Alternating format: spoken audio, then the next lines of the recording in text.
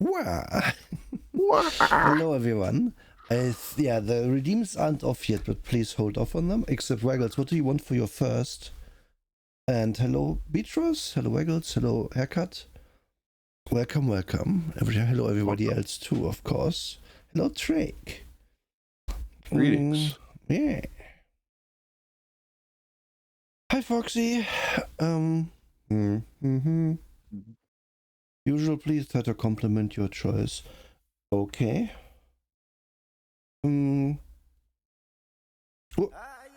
Okay, in a second. Hello, Raiders. Hi, Sundert. Hello, Sundered. Yeah.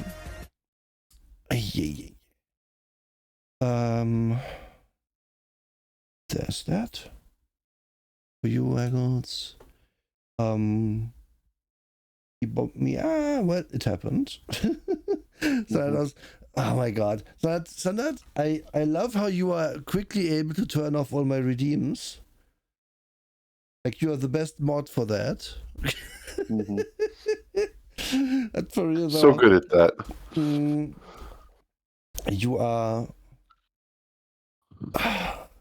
You are genuinely funny, and I love your antics, except when they repeat too much. And yes, they stop being antics. Yeah, exactly. And Waggles, I would buy unlimited amounts of bait to catch you. That's a good compliment. I would throw it all into that lake of yours. Then eventually you would get to me and tell me to stop. Silly. Yeah, but hi Raiders, we're talking about Buffy the Vampire Slayer today on this here episode of Tabletop Talk. Yes. Highlight redeem stays on. Yes, that is allowed. That is very much that allowed. Is legit. That is legit. I chose this, so I can't complain. However, I had forgotten about the chore this is to read. This isn't even bad, to be clear. No. But it suffers from this whole book, 250 pages of it, being written in Whedon speak. Yes. Because, in case you don't know, I think Buffy, was it the first big Whedon success, or was it like the second? I forget. Technically, it was the first in terms of like TV. The movie was also him, if I recall rightly, and that was a classic success. It didn't reach everybody, but everybody who saw it liked it. Yeah, if we just click on the Buffy, which is very extensive, the Buffy the Vampire Slayer wiki entry. The 1992 movie was written by him. Yep. But it is like the blueprint for this, but for the actual series. Though clearly the cast is different. It was not directed by Whedon. It was written by him. Yep, was written. But then Buffy, created by Joss Whedon. Blah blah blah. Yeah, this is a very turn of the century show. It ran from 1997 to 2003. And either you've seen it or not. I'm not going to talk about it a bunch, but this is Sarah Michelle Gellar, and she's the vampire slayer called Buffy, and she's going to stab you with a sharp, pointy stick if you're a vampire. And these are her friends, /enemies, /lovers, /other things that are also there during the show. And, well, this game has a few obstacles to overcome, because the show, like, it is lighthearted for the most part, but also it's an action show. You have one person who is the very competent fighting character, and then you have a ton of supporting cast who do various things. Some of them might be like witches and be strong in their own right. Some of them might be Xander, who becomes a construction worker later, and that's oh my god. The field isn't equally as strong, I would say. So how do they tackle that and stuff? But yeah, really, the issue I had in rereading this was just the language. And I'll give you a quick... Oh yeah, this also, like, they knew what they bought this fucking license, so they were going to fucking use it. Here's another picture of the cast. Scroll down. Here's a big picture of Angel, the guy you might know from his own show that's called Angel. Yep. Here's a picture of Sarah Michelle Gellar, a girl you might know from the show Buffy. Also other things. And then you have like the in-character introduction. I'm not gonna go in there, but now here we are. First thing to notice, they're gonna give you quotes from the show on every single page of this book. Constantly. Sometimes 4 different quotes on one page, if I recall rightly. They will always be labeled like psalms from the Bible, but it's actually season, episode, and then the name of the episode. But I find this part very funny. It's like in the book of Buffy 4.21. This is the quote. I feel like that was intentional. Yes, it's true, Sanat. There's also the book for the Angel RPG using the same system. We're going to get into it. But I want you to understand a fraction of my suffering as I read you the entry. So, the cover image caught your eye, or your Buffy fanaticism compelled you, or maybe some college freshlings knocked a pile of books from the top shelf onto your head. Whatever the reason, you decided to flip through and now read, of all things, the Buffy the Vampire Slayer role-playing game core book. Isn't that special? You have just embarked on your own personal role-playing trip. The role-playing veterans among you, those gaming grognards, know most of this intro stuff already, and those familiar with Unisystem games will find very little new here. You folks can skip ahead to the other juicy bits of the chapter. What the? Beth, holy shit! No! Okay, pause. Hello. Pause. Hello. Hello, Raiders. Hello, Beth. Thank you for raiding me again. Holy moly. Thank you for the raid. I know, this is different content from what you just came from, folks. I'm sorry to say. Though I'm also shiny. This is Tabletop Talk. Every 2 weeks, Trek and I are talking about a role-playing game. Can be old, can be new. Today, it's Buffy, the Vampire Slayer. So it's like, it can legally drink in America, I think, at this point. Yeah, legally can. Depending on your math, it's 21 or 22 years old. Thank you, Keelan Marshall and Inferiority Vilk for the follows. Hi. But yeah, we are talking Tabletop Talk. Oh, I'm discombobulated now. This is a big raid.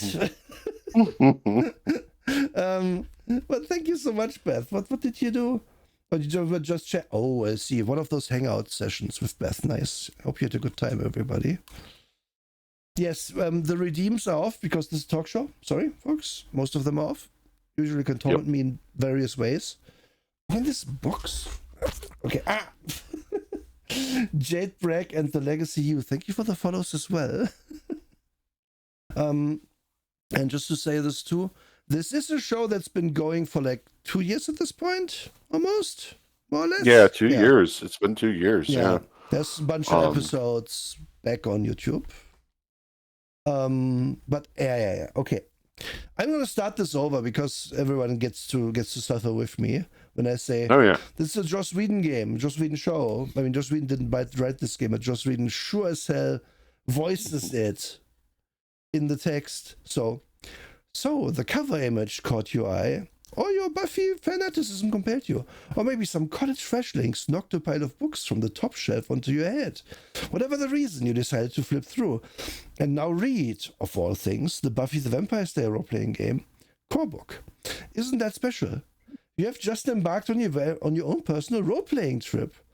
The role-playing veterans among you, those gaming grognards, know most of this intro already, and those familiar with the Unisystem games will find very little new here. You folks can skip ahead to the other juicy bits of this chapter, or even straight to character creation in chapter 2. Nothing for you to see here. Move along.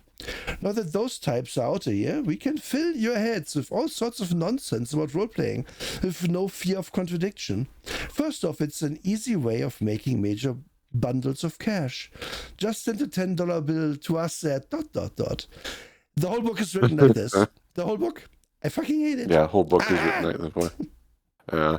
So I'll provide a little bit of context on that front. Yes. The reason why us talking about Whedon Speak is so important is you can thank the first two Avengers movies for this as well, because those were directed by Joss Whedon.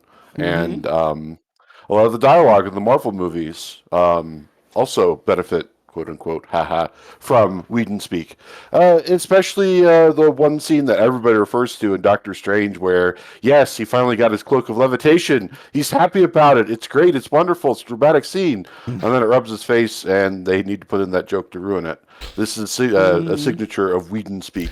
Yes. The undercutting of the tension at every point. Yes. Constantly. Which, for Buffy, it worked probably the best ever in history because it was a new technique there. It was completely done for the first time. Yep. The way to get killed in the Buffy show was to start a monologue. Everyone who starts a monologue in that show would just get killed. So, yeah. All sorts of things. But yeah, so just... It continues like this again through the whole book. I'm going to spare you all. It is also one of the rare all-color books for the time, which leads to its own problems, because I dare you to read this easily. This purple text, purple background, red text box of with the whatever the fuck is in the back here, the filigree. Like, it's genuinely not that easy. No, it's genuinely not. It's basically after 1999, typography went in this new direction. I'm not sure why, but like specific to tabletop role-playing games. I know that like Aberrant was released in 1999 and it had a lot of full-colored pages, but they didn't do this. They still had the very clearly the sidebars you could actually read. But for some reason, after 1999, everybody went this direction, because even some of the like early, like Vampire the Requiem first edition had moments like this, and I was like, why are we doing this? Are we just taking advantage of the fact that we can do color printing on this level now? Yeah. Like, what? No, stop. Oh god. I have to read this showing. Dice indeed.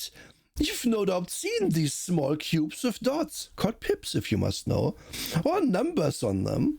They can be found in old copies of Monopoly, Parcheesi or Trivial Pursuit. Heck, you could even bust them out of their confined bubble in frustration or trouble. Always want to do that, eh? Those are D6's game, you want D10s? Like, what the hell? Yeah, but bust your stuff. Like, the whole book again is written like this, and rereading it gave me a bit of an aneurysm. Feels like everything had an TRP. Oh yes, it had mod. Yeah, because you can earn a crisp few $1,000s selling the TTRPG rights to your property as soon as it has any traction. Yep. Like, I'm sure they paid a pretty penny for this Buffy thing, because this was big back then. And they also paid a lot for all these Buffy shots in the tank tops, which is like very much style at the time. God. If you want some context, I believe this was right at the time where it was technically canceled from Fox, and they were moving to UPN, completely different network. So I think at the time, Joss Whedon was like, can we do anything to keep this afloat? While I try to shop around and find a new place for Buffy to go. I believe they got one more season after that, yeah. 2, but yeah. 2? I thought... Okay, yeah, it makes sense, yeah, 2. And yes, Waggles, but these are leather pants. This is not top tier. Anyway, so they contractually got the allowance to put at least one Sarah Michelle Gellar picture on every page, so they put it in this little hole. And then also you get like so many pictures of her or the cast in general in this book. Like, better cut out than the other one we had this recently. And what was that again? they had like horrendously cut out all the people, and it was in black and white. I forget. I forget. Yeah, That's been in more than a few of the things yeah, that we reviewed, actually. yes. And then it's like, oh, I'm already scrolling through it as if I told you what it is. So they tell you a bunch about like what the fuck is role playing games? What is Buffy? Different text where they tell you specifically that this is a quote from the show. And then other words are set off from standard text like this. Books contain additional but tangential information or gameplay aids and tips. Other words are set apart in this way. These boxes detail guest stars or adversities that may be used in stories if you want. You can always any of this in stories game. I'm sorry, I don't know how to tell you this. Anyway, they have a gender section. The English majors know that the guy reference, he, him, his, is customary used for both male and female. Lots of folks think that's part of the whole male domination society thing and don't like it muchly. On the other hand, saying he or she all the time is clumsy and way too PC for us. Given that this is a book about vampire slayers, you know, the one girl in all the world who ... We are going to use the GER reference, she, her, whenever a generic designation is needed. That ought to wig out some tightly wrapped grammarian somewhere. So they're using she throughout. Good for them for the time. So as much as we can expect. Of course, I dislike the PC talk here. Fuck you guys, but whatever.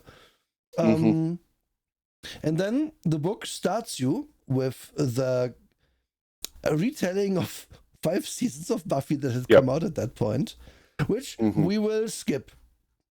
Yep.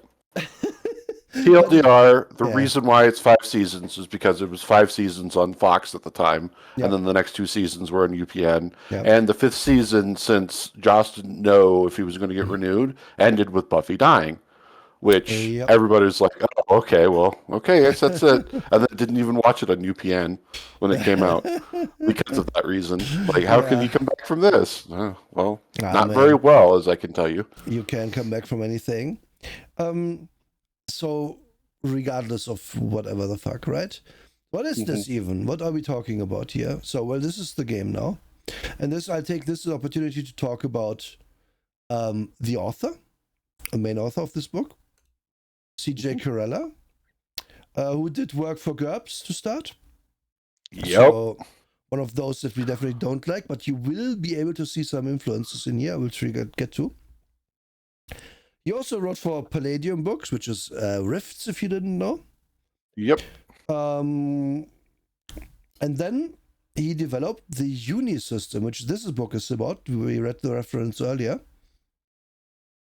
And this is indeed just Uni system 1-to-1 with the with a slight twist in that they give you different starting points for it. It's very simple. One very important thing to note, he created the Nightbane system. Oh, yeah. Or excuse me, setting, which a lot of people assume that Symbieta created it. No, he did. Yep. Symbieta probably took credit for it because Symbieta took credit for everything. He takes credit for everything. Yeah.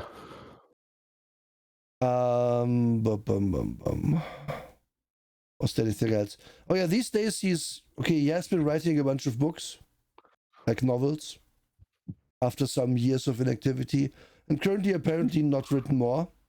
I have not read any of these, but it's good that he's doing stuff. Always good that when people are doing stuff. This is only, I think, the talk page about his career. Oh, so no, it's actually a wiki where we don't know his age and stuff like that.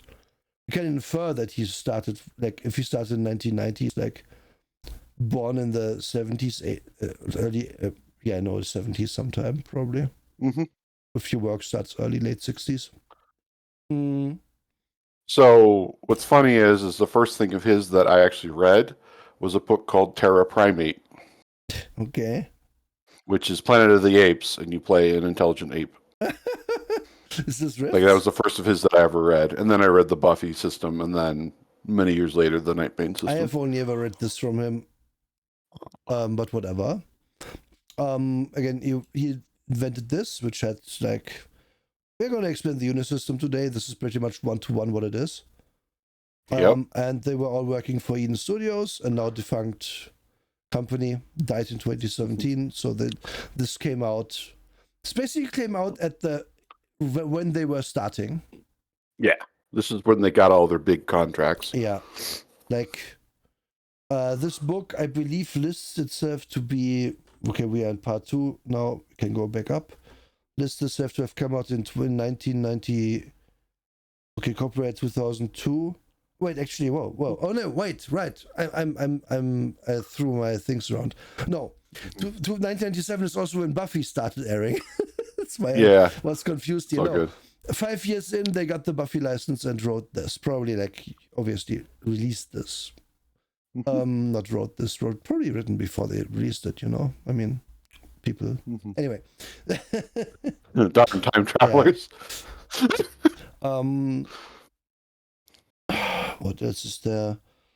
Yeah, well, that is more or less it. So they took their uni system and adapted it towards Buffy, which this had been used.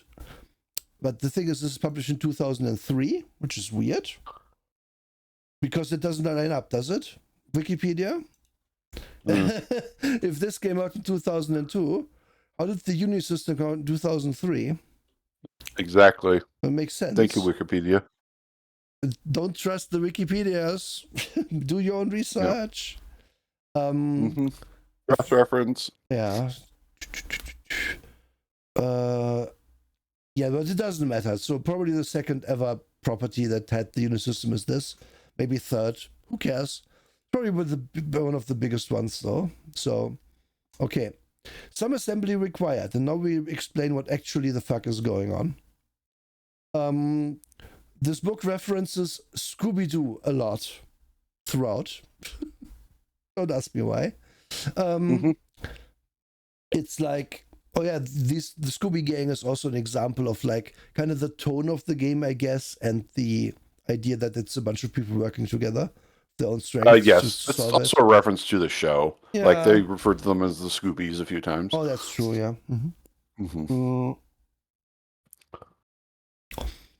So, and they do talk quite extensively about, well, how do you run the show, right? Because if you have Buffy who slays all the monsters, what do the other players at the table do if one of you plays as Buffy or as a Slayer? Well, the answer is there's different character classes basically. Yep. And there's also the question, how close do you want to adhere to the show, which is fair in this case because it's pretty much about the show.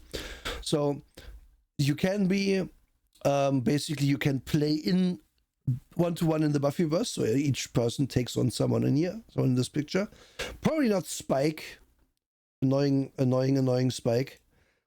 Is like a season 1 enemy who then becomes like a frenemy of the group and stuff. It's annoying. Moloch CZ, thank you for the follow. The Legacy U, thank you for the follow. So many follows. But yeah. So first option, there can be only one. So one person plays Buffy or the one Slayer in your campaign. People become support cast. Or you make a replacement Slayer, which is basically what I said with either Buffy or support or a replacement. Or then several people can be Slayers for whatever reason, just to play it more freeform. So they answer that, but they also like, this isn't really helpful to me because if I'm selling this game to people, even at the time, most people would have wanted to play the Slayer or the Witch in the game. Yep. Because those are the cool choices. Being right like away. the bitch queen of the party, who is very charismatic, isn't as interesting as being the Slayer or being the Witch, or being just like the comic relief. Sure, I would like to play a comic relief, but really for the whole campaign, the whole time. Well, anyway, how does it work? Well, here's the sheet. I love that every picture that could be of Sarah Michelle Gellar is of Sarah Michelle Gellar in this book. Yes, every single one. Like they really, really, really cashed in on their fucking money that they paid for this, because holy crap, why? Anyway, so there's basically 3 character types in this. There's the hero, which is a starting Slayer would have this stat block. So 20 attribute points, 20 quality points, up to 10 drawback points, 20 skill points, and 10 drama points, which we'll explain shortly. And then the white hat is the supporting character, having less throughout of things, except same drawback possibilities, but getting double the drama points. Interesting. And then the experienced hero is just a higher powered hero. Getting a few attribute points, quality points, and lots more skill points, and also some extra drama points. And this is the Buffy level we are talking about. The game kind of wants you to start at hero/white hat level and then play your way up, because yeah, it's just how it is, what it wants you to do. And then we are getting into things. Attributes, you have 6 of them. They are bought 1-to-1 until you reach 4. Because so it's like I have strength 1 for free. I buy strength 2 for 1 point. I buy strength 3 for 1 more point. I buy strength 4 for 3 more points, and then pay 3 the whole time, basically. All right, above 5. Sorry. So that happens 1 later than I said. Okay, whatever. And 6 is your maximum for a human. Stuff should not be above 6. The game later on also says that if your starting attribute is at a certain level, you should not be able to just raise it forever. Like there's a certain potential involved where you can raise your attributes once or maybe twice from what they were. So if you were weak, you can at strength 1, you can raise it to 2 or 3, but not above. And the attributes are here they describe like what it means. Like level 3 is above average, level 6 is human peak, and level 7 is something inhuman, but you can go way above. Like strength 7 would be the strongest a horse. Like 12 connotes, is it a word? Connotes, yeah. Okay, I never heard it. Inhuman grace and so on, blah blah blah. So yeah, you can go way above, but only with like NPC monsters, basically. Connotes is basically like connotation, except a verb. Hi, folks. I'm from Germany. This is my second language. It's all good. So to comment on this really quick, basically, okay, White Wolf games, they always had 5 as like the peak human potential, sometimes 6. Shadowruns level 6 is peak human potential. They do this again here. This is comfy. This is like the old reliable, so to speak, for people coming from other games. Yes. There is another game that also did this, but I will only mention it once we get to how you resolve skill tests and so on, because that one will be a big surprise for everybody. I'm curious now. They have strength, notably for strength, like the things double basically for every level. Like the thing is, they double like once you are above. It's kind of funny that 1 to 5. So a strength 5 guy can bench 250 pounds or lift. Strength 6 can lift a ton. Right, but outside strength -5. Okay, 200 plus 1. Okay, no, so 450 pounds. So it's like suddenly 200 pounds more than before. But like it basically takes the old value more or less. It's a weird jumpy curve for this, which is kind of pretty normal because it's hard to on these scales, like be realistic about it, but it's also kind of few people will care. The only question is always, well, at what point can I throw a car?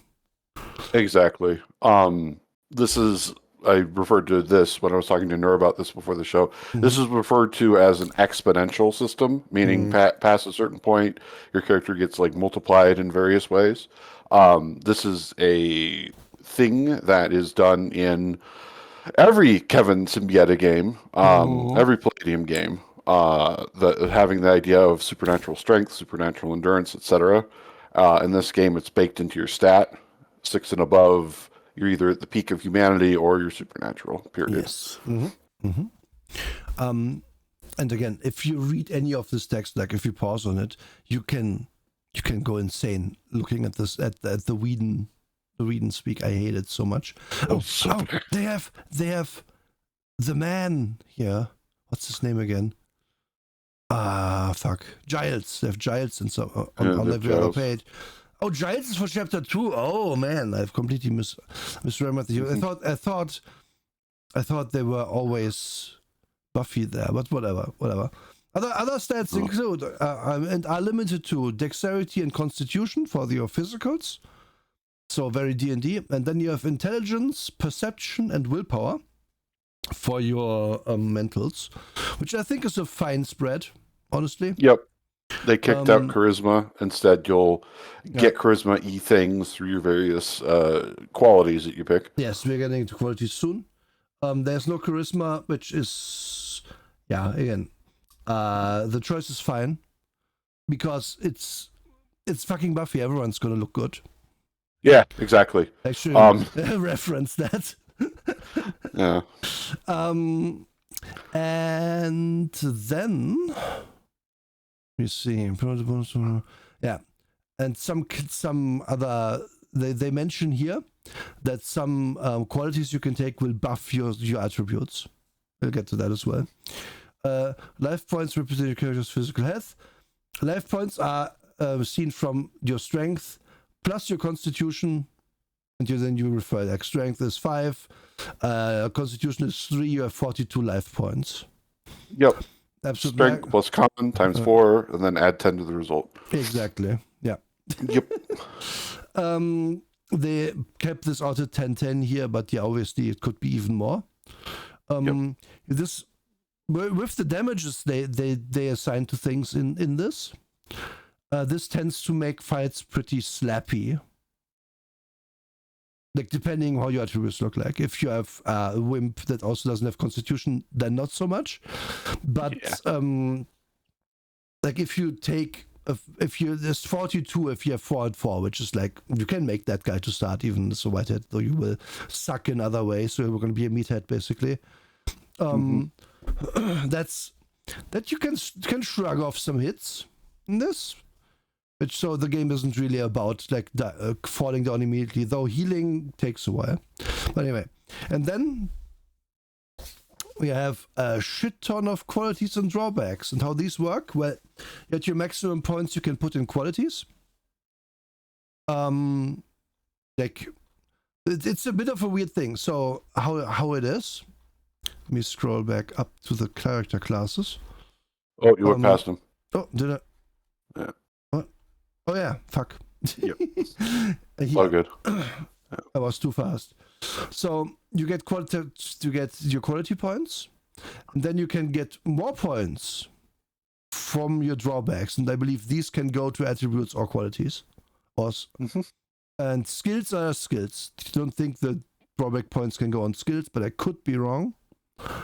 I don't quite remember. We will hopefully see that. But so we now enter the ginormous list of qualities and drawbacks, which they really should have delineated by quality and drawback, which they didn't do. I hate it. Like it's all alphabetical at least, but I don't like that you have. Okay, I guess some of these are either or, which like they save space by being like this, but also I don't care. I prefer it if these are delineated. In this section, Reminds me very much of fucking GURPS because there's so many of these. Yeah. And they are also a lot of the time not very. They're like. Some of them aren't written great. Some of them don't even seem to have like drawback at all, if they are drawback. Yeah.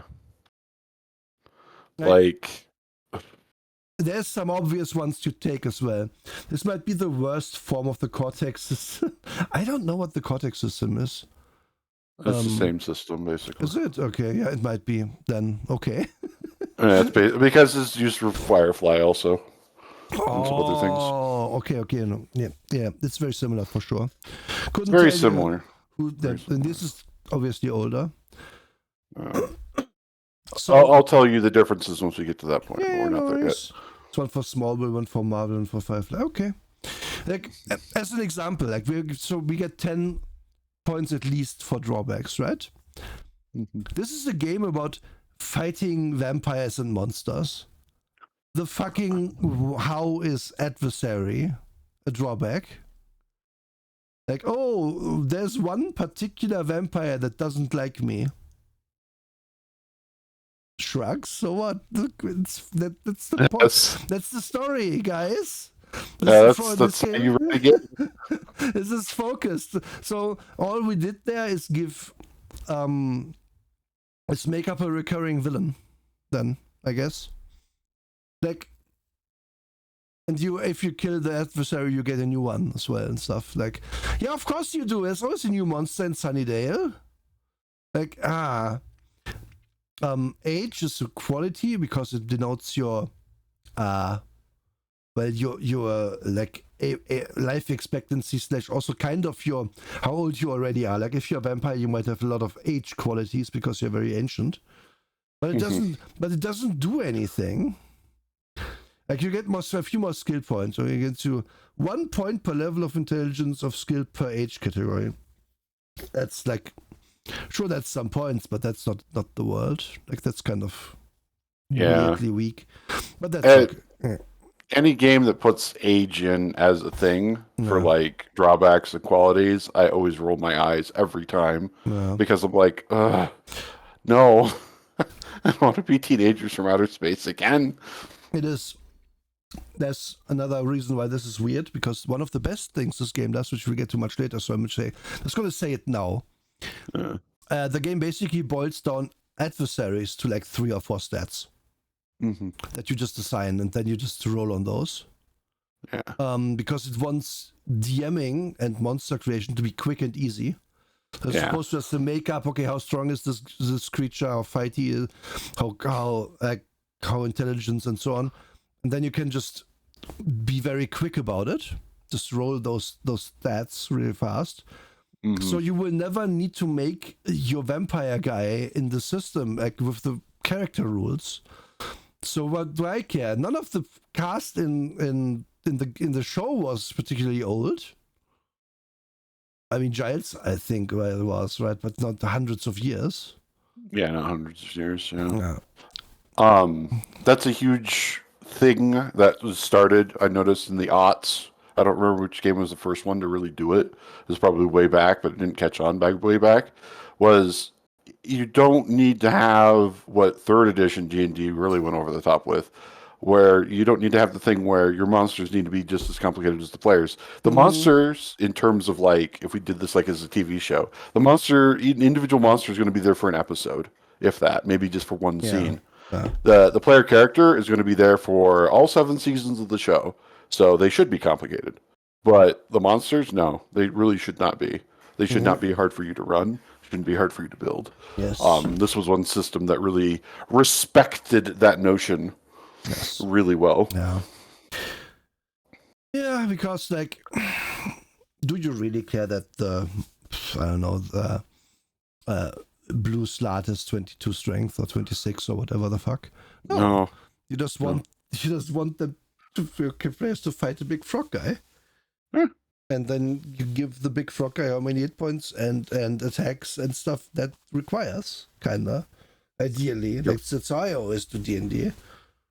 Anyway, It's just 5th edition decided to suplex that notion and go, no, each one has a saving throw attached to it now. So you can't do without that.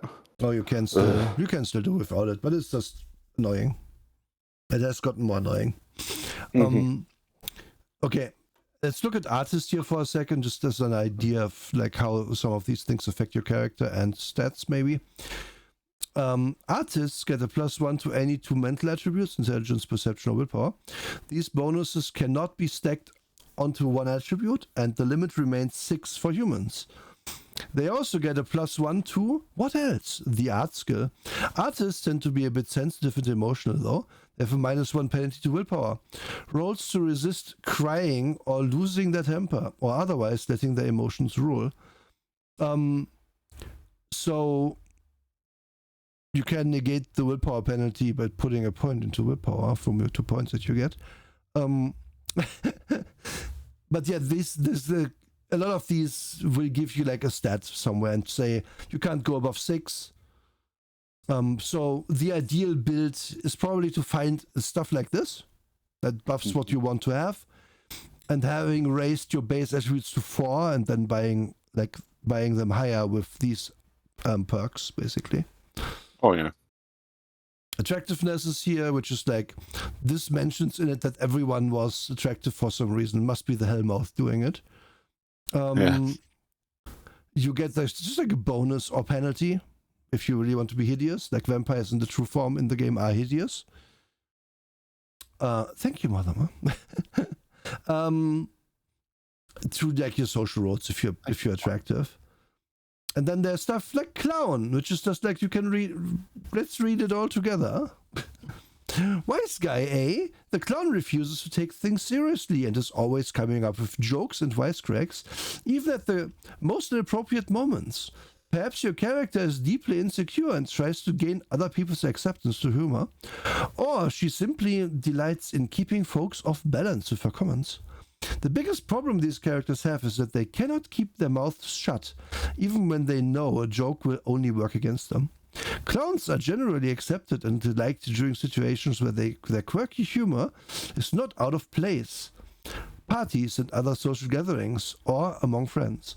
Their sense of humor gets them in trouble during tense and dangerous situations. Another problem the clown faces is people often do not take them seriously even when they should. So there is no mechanical drawback. Yeah, none. It's a free point. And like, if you have ever been at a role-playing game, like at a part, like or played one or seen one, you know that a part of this is always like cracking jokes. Players always crack jokes at the table. Like, it's just what happens. Like you're telling a side story that's funny. You do a wordplay. You realize that the DM just named their new cool NPC one letter away from fart. So now he's going to be called Fart forever because that's how we are. Someone's mistaken for an Armor Core character, you know. Yeah. And so why wouldn't I take this? I'm going to make jokes at the table. If I take this, I might make them in character more, I guess. And yeah, sure, I could get myself in trouble with that, but there's no mechanics here. Like, no one's gonna care. This is just used, like, stuff like this is really bad to put into your game, in my opinion. It is. Because all this is gonna be like, oh no, I'm a clown, I'm allowed to make the joke, and everyone's gonna take this. Because why wouldn't you? It's the equivalent of the, I played a Malkavian, I can act out, right? Mm-hmm. Which, don't put this in your game, please. No. Blah, blah, blah. There's a lot here, so like I'm not gonna go through everything. Emotional problems is a nice one though. Like you have depression, or you are emotional dependent, or you have fear of like that's a big ouch for 2 points. Yeah. This stuff, like, also not very lighthearted, not really fitting well with the game that you're describing me, but whatever.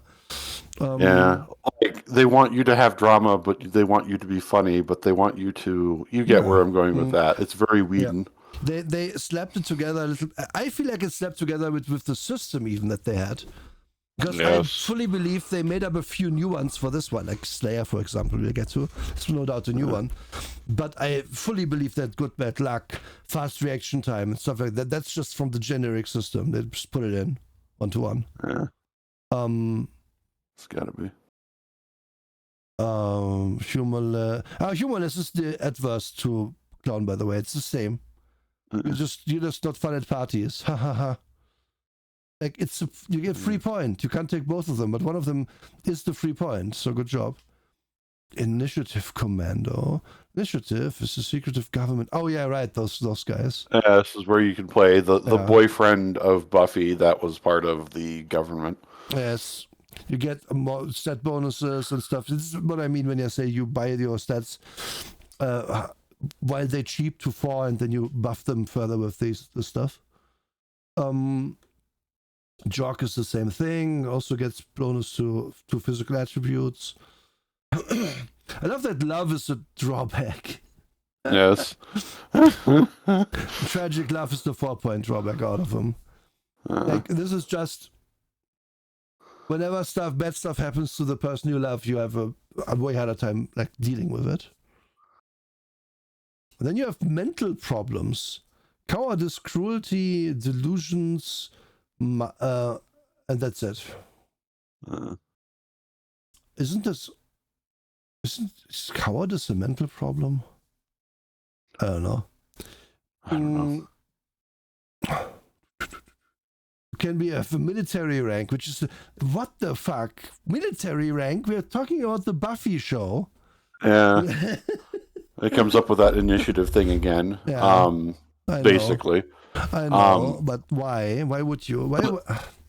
The best one of all, though, is on this page. Minority? 1 point drawback for minority? Yeah, I was getting to it.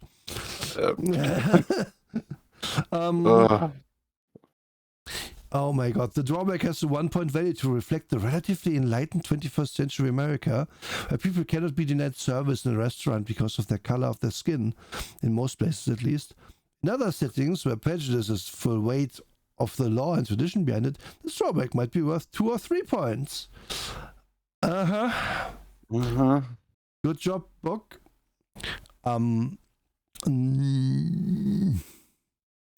Yeah. It's very much like, why would you put this in here in your lighthearted Buffy game? It's a little too, because like, okay, so I'll refer to Aberrant again because like came out in 1999. Aberrant didn't do that. Instead, Aberrant fully embraced a lot of things. Yep. And I mentioned Aberrant because Buffy the Vampire Slayer is not a traditional horror thing like World of Darkness, because it's about literally a superhero that kills them. Yep. Now, why do I make that distinction? Because in a game like Hunter, you're playing a normal guy who's killing vampires usually, not the chosen slayer that for thousands of years has hunted vampires. Yep. I make the comparison to Aberrant because, once again, Aberrant, they didn't put in a drawback like this. Instead, they did have superheroes who like, well, this guy, I can't remember the name of the superhero, but they kept referring to him as Orgy because he could duplicate himself. Like, they had lots of things like that in there. They just went wild with it. Whereas this, I'm like, wait. We need to take a step back and go, yes, but they're a minority. What? Totally out of sync. It's also like kind of, like if we look at the cast of Buffy, right?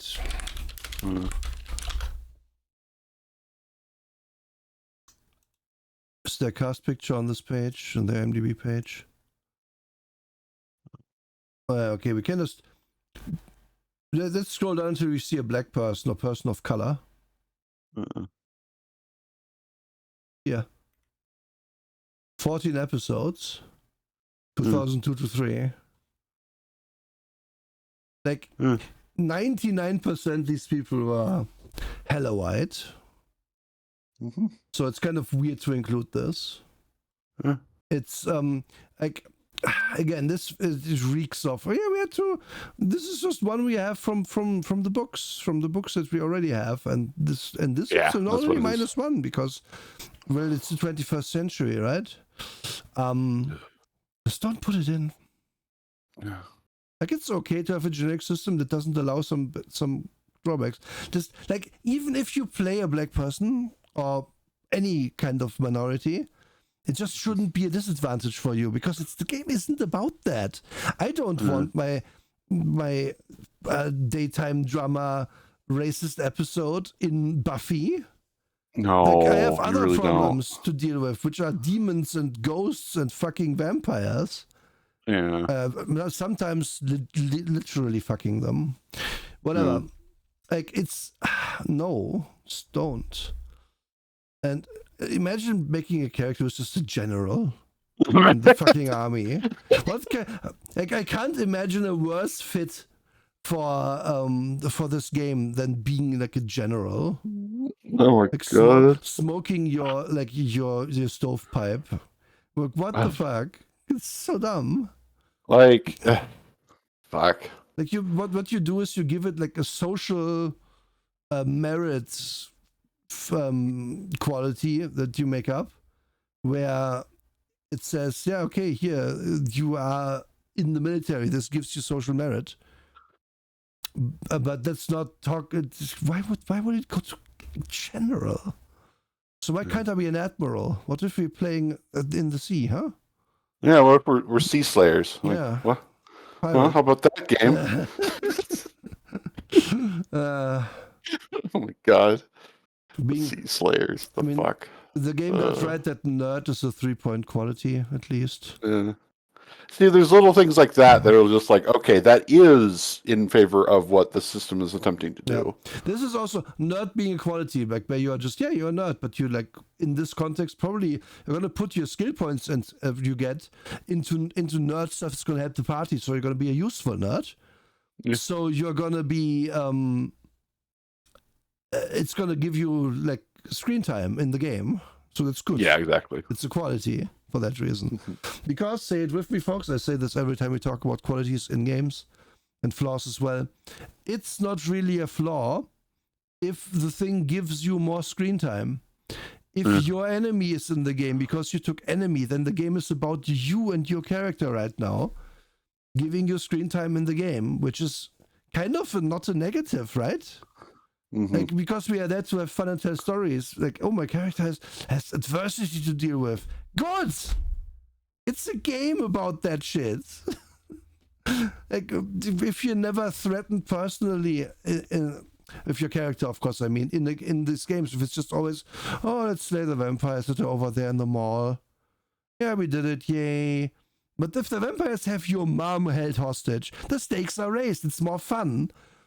And if then there's this cackling like elder vampire who is your enemy, and he set this all up, and you kind of knew it would be him in the end, even though of course he hit his tracks and stuff. That's cool. That makes it better. So it shouldn't give you points as well. Like it should just be a narrative thing. And in this, honestly, everybody should have some sort of enemy because you're the Buffy crew or Slayer crew of some kind. Like you've killed vampires before, probably. So you will have enemies that are demons and evil people. Anyway. Yeah. There's a lot here we only at O. Paranoid is its own thing, which is not a mental problem. Being paranoid is not a mental problem. It's kind of weird that they put, like, where's coward not its own entry if paranoid is? I feel like it should have been. Yeah. Especially for this, because there's a lot of stuff about being temporarily frightened and unable to act because of it and stuff in this book later. Photographic memory, psychic visions, physical disability, missing or crippled leg, foot. Like, can you imagine playing the cool teen who's quadriplegic? Why would you ever? Why? Why is it only an 8-point drawback? Well, because I want to play a quadriplegic general. That's why. Yeah. Oh, that's perfect. I want to have the points for that. Okay, Soldier, push me forward. I need to see what's going on. Exactly. Some of this is just like, again, they took their generic system and just crowbarred it in. It's so they should not have put that here. Really shouldn't have. They're not No, meant it just to doesn't fit the game. The characters I can make with this, it doesn't fit at all. It doesn't fit even a little bit. Yeah. Reckless, for example, that fits super well. I don't think it actually has a negative though. One of those, 2-point drawback. A reckless character is supremely overconfident and impulsive, willing to take incredible risks, often without thinking of the consequences. Can you say faith? Most of the time, she never looks before she leaps and gets into all kinds of trouble as a result. A reckless character prefers to act first and think about it later.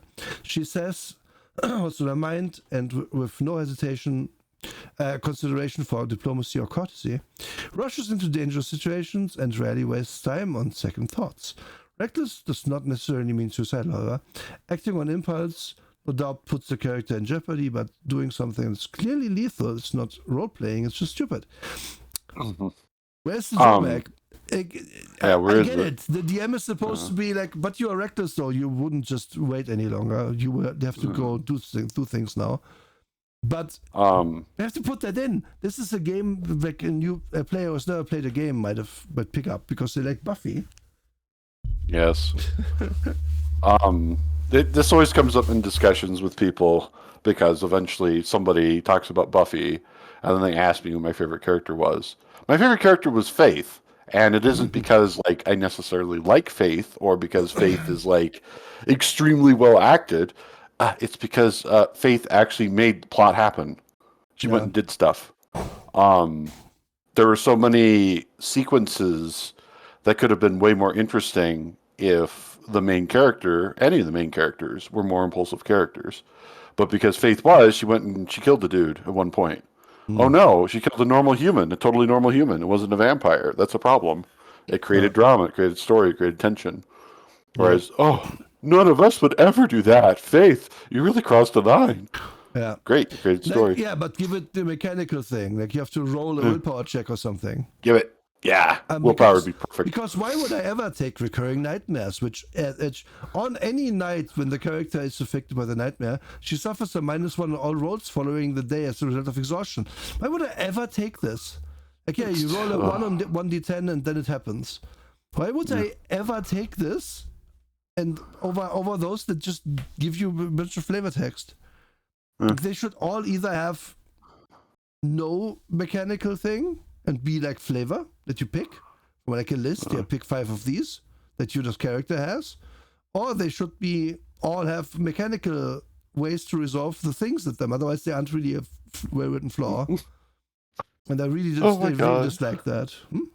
I'm looking at resources, and I'm just like, I really want to play my destitute general character. Oh, fuck. Yes. Like, all the character concepts that keep coming up from this sound like something out of Venture Brothers, not out of Buffy. Like, seriously. Destitute general. Like, this is also like a question. The Buffy crew, like, why does it matter if I'm poor?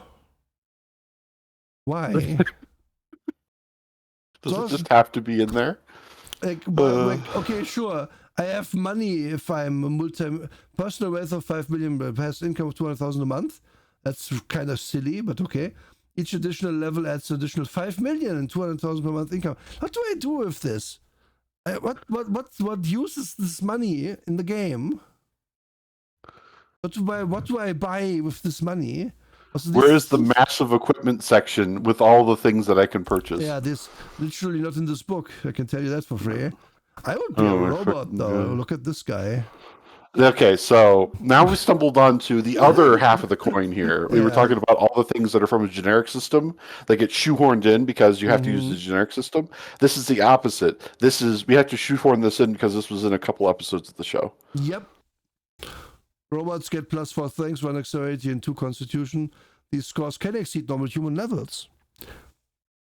Figure life points as usual, but the robot cannot heal damage that normally. Instead, she must be repaired. Anybody with science 3 or higher can fix the robot. Like, Can I be a destitute robot general? Oh my god. I can. I can be a destitute robot general. Like it's so. I mean, okay. To be fair here, obviously with a big list of drawbacks, you can always make a silly character. Yes. But it's funny that the general I really can't get over it. I cannot. I can't either. I keep imagining it with all sorts of combinations. Yeah. And then I could be a secret general. Then we have Slayer here, which is a 16-point quality, which gives you 3 strength, dexterity, and constitution, and +2 to willpower. This can raise your stuff above 6. Fast reaction time, nerves of steel, and 5 levels of hard to kill. All in here. Slayer duties, a 3-point drawback. Yeah, you have to kill stuff. That's your duty. +1 free level of getting medieval and kung fu skills. Oh, we are getting to the point where we are talking about the skills. Getting medieval is your fight with weapons skill. This game had to rename that shit. Kung fu is all martial, like fisticuffs, doing boxing and stuff. Damage is regenerated at a rate of 1 life point per constitution level per every hour. Slayers heal fast. This is good. Because other people heal normal human levels fast, which is a problem. Sense the presence of vampires nearby within 100 feet. Okay. Slayers can get the jogger initiative commando qualities. The attributes bonus already reflect intensive physical training. They cannot have the watcher quality either for rather obvious reasons, because watchers watch the Slayers, yes. Yep. There's sorcery, which is the other cool one, which gives you like spell abilities. This talked about later. Talentless 2-point drawback. You have -3 penalty to try doing anything artistic. Penalty does not affect tasks where other people's art is judged. Many expert critics are talentless. And this is like the author talking directly to the camera right now. Yeah. And she does try to create something, however, the best she can hope for is a mediocre result. In addition to success, blah, blah, blah. Like, why would I not? Oh, I'm a Slayer. Yeah, let's take talentless. I can't draw. Who cares? Yeah. Like, a lot of these... So bad. It's so bad. Teenager. No mechanical drawbacks, but you're just subject to teenager problems. And that's the one where I would say that's fair, actually. Like, you're under 18, you can't be out at night, you aren't a full adult, you get all sorts of people in trouble if you're in the club. I don't know what the fuck that. It's one of those where this fits the setting, and even though there's no mechanical drawback to it, it makes sense that it's a drawback. Yeah. And I see the problem. Contrast this with age. Age, I was just like, why is this in here? But teenager, okay, you've got me. Yep, that works. That's fine. This is one of the few examples where it's just like, but the laws of the land say blah, blah, blah. This is basically, it's funny that being a teenager is a worse drawback than being of a minority, though. It's very funny. Yep. You can have both if you take both, like -3, like 3 points. Become a black teenager, earn 3 points. God. Be a lesbian teenager, -3 points. Yeah. Yep. Oh, the minority thing was only written as what, like racial minorities, not at all social. The quote for it involved I forgot her name. Willow's girlfriend. Oh yeah. No, the quote, yes, but the actual like text of it is only that is one example of the quotes being a problem because it didn't work with the text at all. Like, I have purposefully not read any of these quotes because they harm me. Because out of context, these aren't even witty. These aren't even good usually. Like, let's do one. Anya, what a day. Give me a beer. Button. ID. Anya, I'm 1120 years old. Just give me a fucking beer. Button ID. Give me a Coke. Like, this isn't funny. This is funny when the actors in the scene acted out. This is... Oh, God. Yeah. Anyway, let's power through this. Part Vampire of this. is a 12 or 15 point quality. I forgot what the distinction is. Get a bunch of skill against a bunch of buffs and stuff. Like this is here to tell you what your abbreviated quick make vampire should have in terms of stats. Mm-hmm. They regenerate stuff really quick. Like they're kind of on par with the Slayer. This is a big reason why being the sidekick in this is very, very bad for your life expectancy. Mm-hmm. Watcher. Oh, yeah, you are one of those guys who watches the Slayers. Great. Can be a werewolf. It's a drawback. 3-point drawback or 6 or 12 point quality. What? If the It depends on if the director's in control. Yeah. Oh, yeah. Otherwise, it's 6-point quality. Some lycanthropes can transform themselves at will. It's a 12-point quality. Okay. Yeah. Okay. Fine. Zealot, you are very religious. It's another one. It's another one that's like purely roleplay, but I wouldn't like. I don't know. It's just a lot of these are just shouldn't be here. Should be a role-playing decision. Shouldn't be give you points. It was in the show, so. Yes. Then we have skills. You buy these, I believe, 1-1, and above a certain point they cost more. And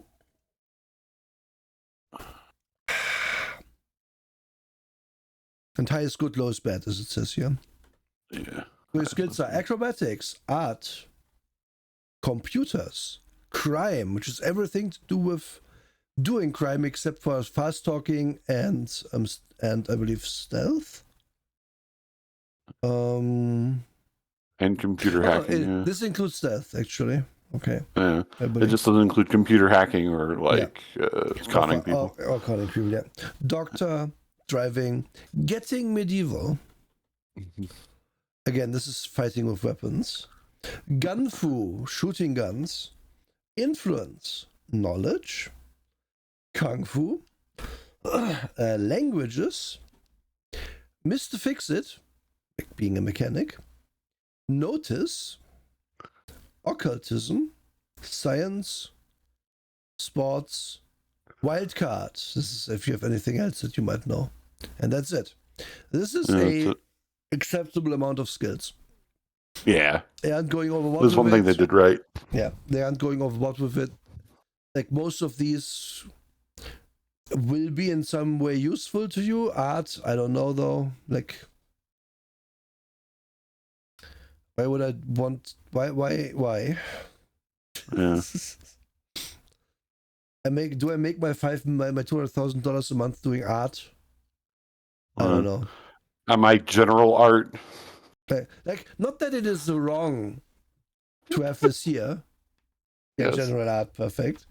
But some of this is just. Let's just go through it again. Art, kind of. Knowledge as well. Like, yeah, of course, we're gonna pick useful knowledge, but still, I'm getting to something with this. Languages. Science. Sports. And wildcard should probably not cost the same as the others. No. Just because of the nature of the game. Like, it is an interesting problem in a show, for example, if I'm like, oh, this book is written in Old Latin, who can read that? And it's like, Willow had like 2 semesters of Old Latin. Oh, let's ask Willow what it is. And I need time to translate this. All of that in game terms just means, okay, how long do you need? Okay, we wait at the table until it's done. Because it doesn't translate in a game, in a role-playing game, very well to make that kind of thing a problem. Like, art will never be useful in a game like this. We can't fight the vampires with art. Yeah, there's no Toreadors here, so. Yep. Knowledge. Sure, that might become in handy. We can obviously have a knowledge about like vampire slaying and whatnot. But what? it's not on the same level as taking influence or taking Ganfu or whatever. So it should not cost the same amount. And the text for that is really Whedonist because it says all this stuff, and at the end it says chicks really dig that. Like, come on, dude. Yeah. Again, I'm trying to read as little as possible of the text because it harms me. It harms. And had I remembered what this is like to read, I would not have brought it forward, honestly. I despise this book's text. And again, languages I talked about, it's not interesting. Like, oh, I can talk Spanish. Okay, cool. It might come up a few times in game, but it's not really a interesting problem because the other players are going to be like, what did they say? And then you went, I translate what they said. Because this isn't going to be a show where the other players are going to be, oh, they talked. I heard at the table what was said though, so I might as well just ask what they said. It's not like as if anyone is going to be talking past each other and deliberately misunderstanding themselves to create some drama for the episode. So usually, at least. And again, old languages. Oh, you can know the forgotten language of Ur. Great. Yes. That's gonna be useful at least exactly the one time that one demon from that place appears, and otherwise it's gonna be wasted points. And it's also not interesting. Really, I have 2 points in that, and I have 5 intelligence, and I'm rolling a die against target number to get to know if I translate that right. It's not interesting. There can just be an NPC who knows it. It's more interesting that way because you have to defend that guy then. Yeah, and that creates drama, which is what they're trying to go for, but failing. Yep. And then you have sports. Why? Like in a pinch, sports can be used instead of other combat skills to do things like swing a baseball bat at vampire's bat, blah, blah, blah. So I guess there we go. That's how sports is useful. So wait. So it's actually just a 1-to-1 replacement in game terms for getting medieval. But if you wind up swinging a baseball bat, But I limit my choices. Like if I'm really good at golf, I can only hit people with golf clubs, not with other things. Yep, you can't do anything else. But this is sports skill, so it's generic. Yeah. So pick up any sporting goods and use it. I guess you might have to. Oh yeah, all sports are covered by the skill. Okay, that's actually then the skill is kind of impressive, but also stupid. Yeah, it's very stupid. Like you're becoming a multi-level threat of every sport. There's some if you build your character just doing nothing else, you can be the Magic Johnson of every sport. Yes. Amazing. What I would do is I would create a General Destitute who is very good at curling. And there's also... curling is great. Those big rocks probably really hurt if you hit some of them. And they have that handle. I slide them through the air instead of across the ice into your face. No, you just swing them like a rock on a stick. Must have 2 of them, like big bucklers or something. I don't know. Oh God.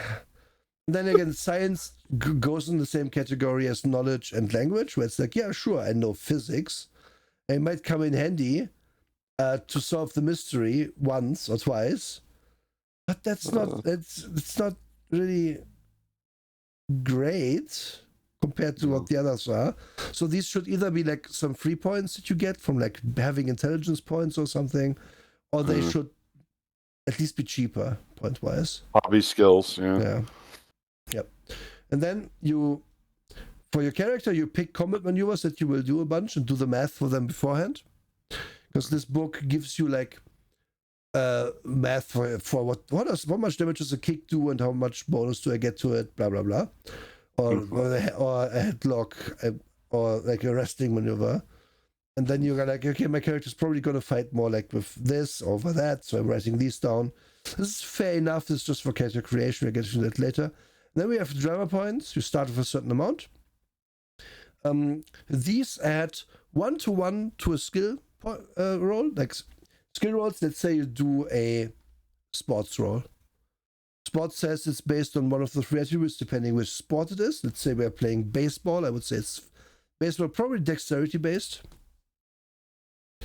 Overall, like sure, batting is probably strength based, but overall, more so dexterity. We have to hit the ball after all. So you would take your dexterity, let's say it's 3, and your sports skill, say it's 5, it's 8 points. You roll 1d10 at the 8 points, and that is your result. Okay.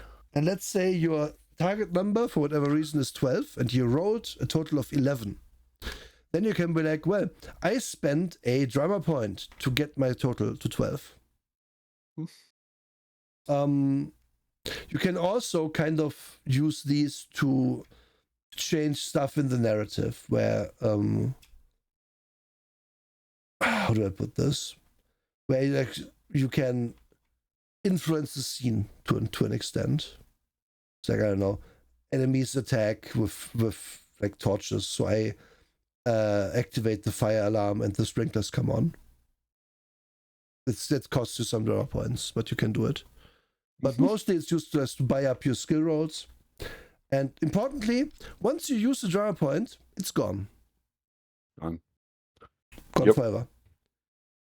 So how do you get more? Getting to that later. But I'm going to say I hate that. I don't like that you spent these. You can get more in some ways, but I don't like that they're one use. Because when I would play this game, I would use these very rarely. I would basically treat my whatever I started at as almost like my baseline, which is basically a 0. And then only if I get more points, I would spend some. Because I hate using limited resources in a game like that. At least when they are like costing me experience points. Like if it's stuff I get in the game, I don't know, I have 20 shots of ammo for my gun. I'm not going to worry about that until I have like 2 shots left. But with stuff that I paid XP for, which is one of the ways you can get them, I would not use them very much. And even if it's cheap to buy them, which is kind of is, it's still bad in my opinion. There should have been a better system for this. Way better. Yeah. Like, they could have had a drama stat, and then, like, it refreshes. Yes, definitely. That's that easy.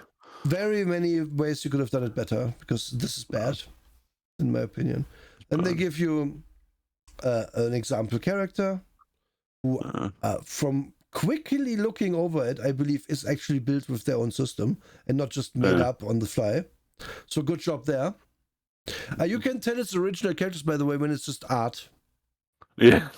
The one time that they shelled out for art. Yeah. Yeah. And this is the first piece of art we see, and it's page... What is this? Page 60. 60. Yeah. I'd say not bad. The sword is a bit silly, though. Especially since she only has 5, actually. No, never mind. She has it. Typical character. You will have a lot of zeros and stuff because you just don't buy it. You will have like this is a normal stat spread for Slayer. A sidekick will be way lower, of course, because again this all includes this stuff.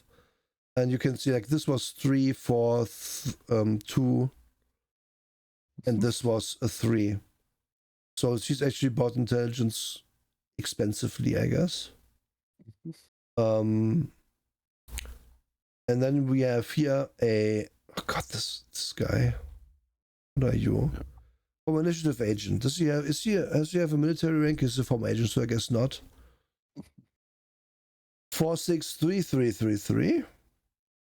And it's like gun fu 5 some 3s.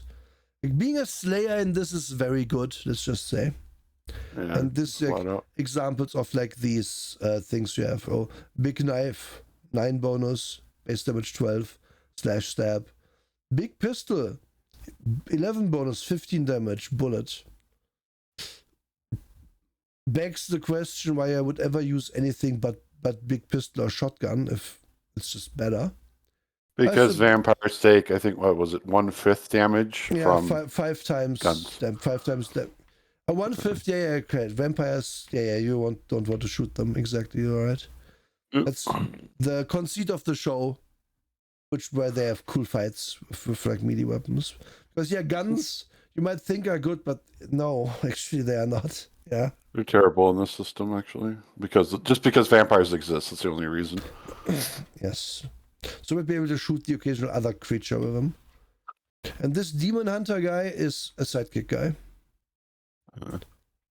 So you can see, like, if your starting characters vary this much. Again, so 6, 7, 5, 5, 3, 5 versus 4, 4, 3, 3, 2, 4. It's kind of not great. Like, you're just way worse. Way worse. And the only thing he's good at is getting medieval. Yeah. So. Yeah. This guy would have a getting medieval of +9, which we see here a lot. So the martial artist, like, exactly. How do we have 53 life points? Hard to kill, right? That adds to it. Yeah. Martial artist has, like, it's basically the same guy, but uses fists instead of knives. Guys also have good getting medieval though, so it's kind of like, always have both, question mark? Like, why? I wouldn't take both. Just punch people. Here's the Watcher, which is a nerd. Got Watcher points and nerd points. 3, 3, 3, 4, 2, 3. Kind of begs the question how this guy has. Oh yeah, Jock. Okay. The characters. It's pretty quick to write one down, which is good. It's pretty easy to make one as well. This is also using the worst category of character too. Oh yeah, this is a sidekick. That's the lowest attributes. Yeah, Whitehead. It says here, character Whitehead, hero. Like, as soon as you don't pick Slayer, you're just kind of like, it's not even that different. You might as well pick Whitehead almost. To build well.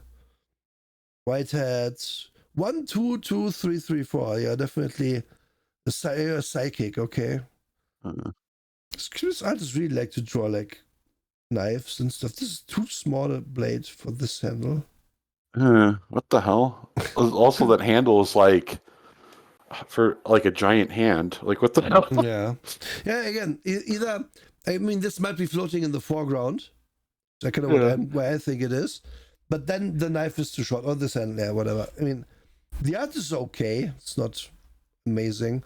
I assume once they paid for the Buffy license, they didn't have that much money left. No. And then Scooby Gang member, which is nice that they just have that. Yeah, they just bluntly say it. Yeah.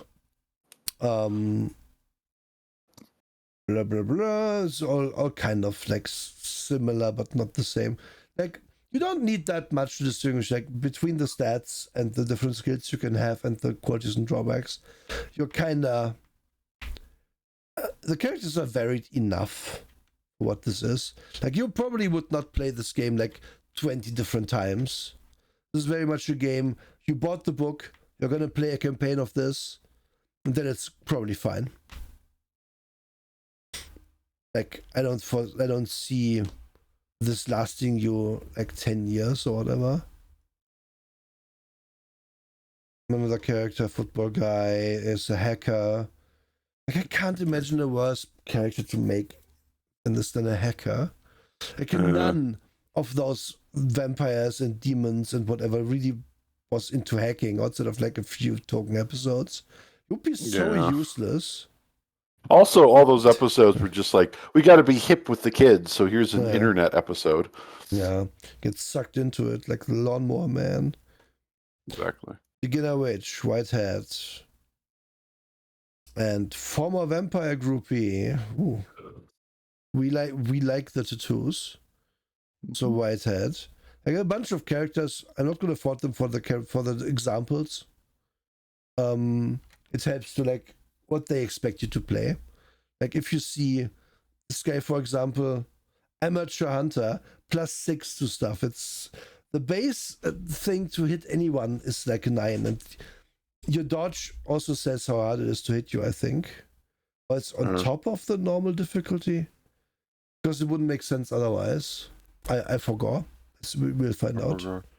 And here's Buffy herself, who has a cool 18 to punch, 20 to grapple, 16 to throw stake through the heart, 13. Like, again, you're supposed to be able to play her with a guy like this. Like, what are you going to do? Not much is the answer. Not much, no. And I guess you kind of have to be fine with that if you want to play this, or everyone plays a hunter. Also, I guess Buffy like is an experienced character, very experienced hero. He just put like basically very high stats here. Here's Willow. Here's Xander, who has look at these stats. The man is just working on. He's doing stuff. He's just doing stuff, yeah. Like he's just a comic relief and a friend of them who's hanging out. And good luck 5 and hard to kill. How many? Only 20 drama points. You guys should have way more drama points. Like that's his whole existence, honestly. Yeah. Maybe he spent them all already. Like, even if you just look at Willow, because she has like sorcery 7 and uses like the stats that use sorcery are high. And telekinesis 12 and stuff. Like magic 15. Like, yeah, Willow is a good support character. What does Xander do? Nothing. And she is the only one to have on their sheet minority gay Jewish Wicca. Mm-hmm. This way would just having one of those be minority as well? I get 3 points. You get 3 points. Can I stack minorities? I'm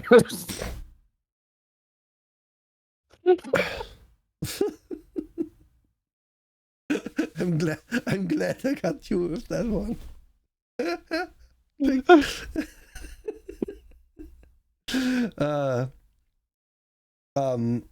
It's just imagining somebody in a corporate office asking that question. Asking it totally earnestly. Yes. Yes, Spike, who's a vampire. Yes, Giles, blah, blah, blah. Let's give you all of these people. I don't even remember who Riley is. Go back down to him. Let me look at his face. He was the initiative guy. He was the boyfriend that was like in the weird military thing. Yeah, that's why it's Gunfu 9. As someone who's done corporate interviews, I won't be asked, but yes, it won't be asked, but yes, that's actually correct. Adam is.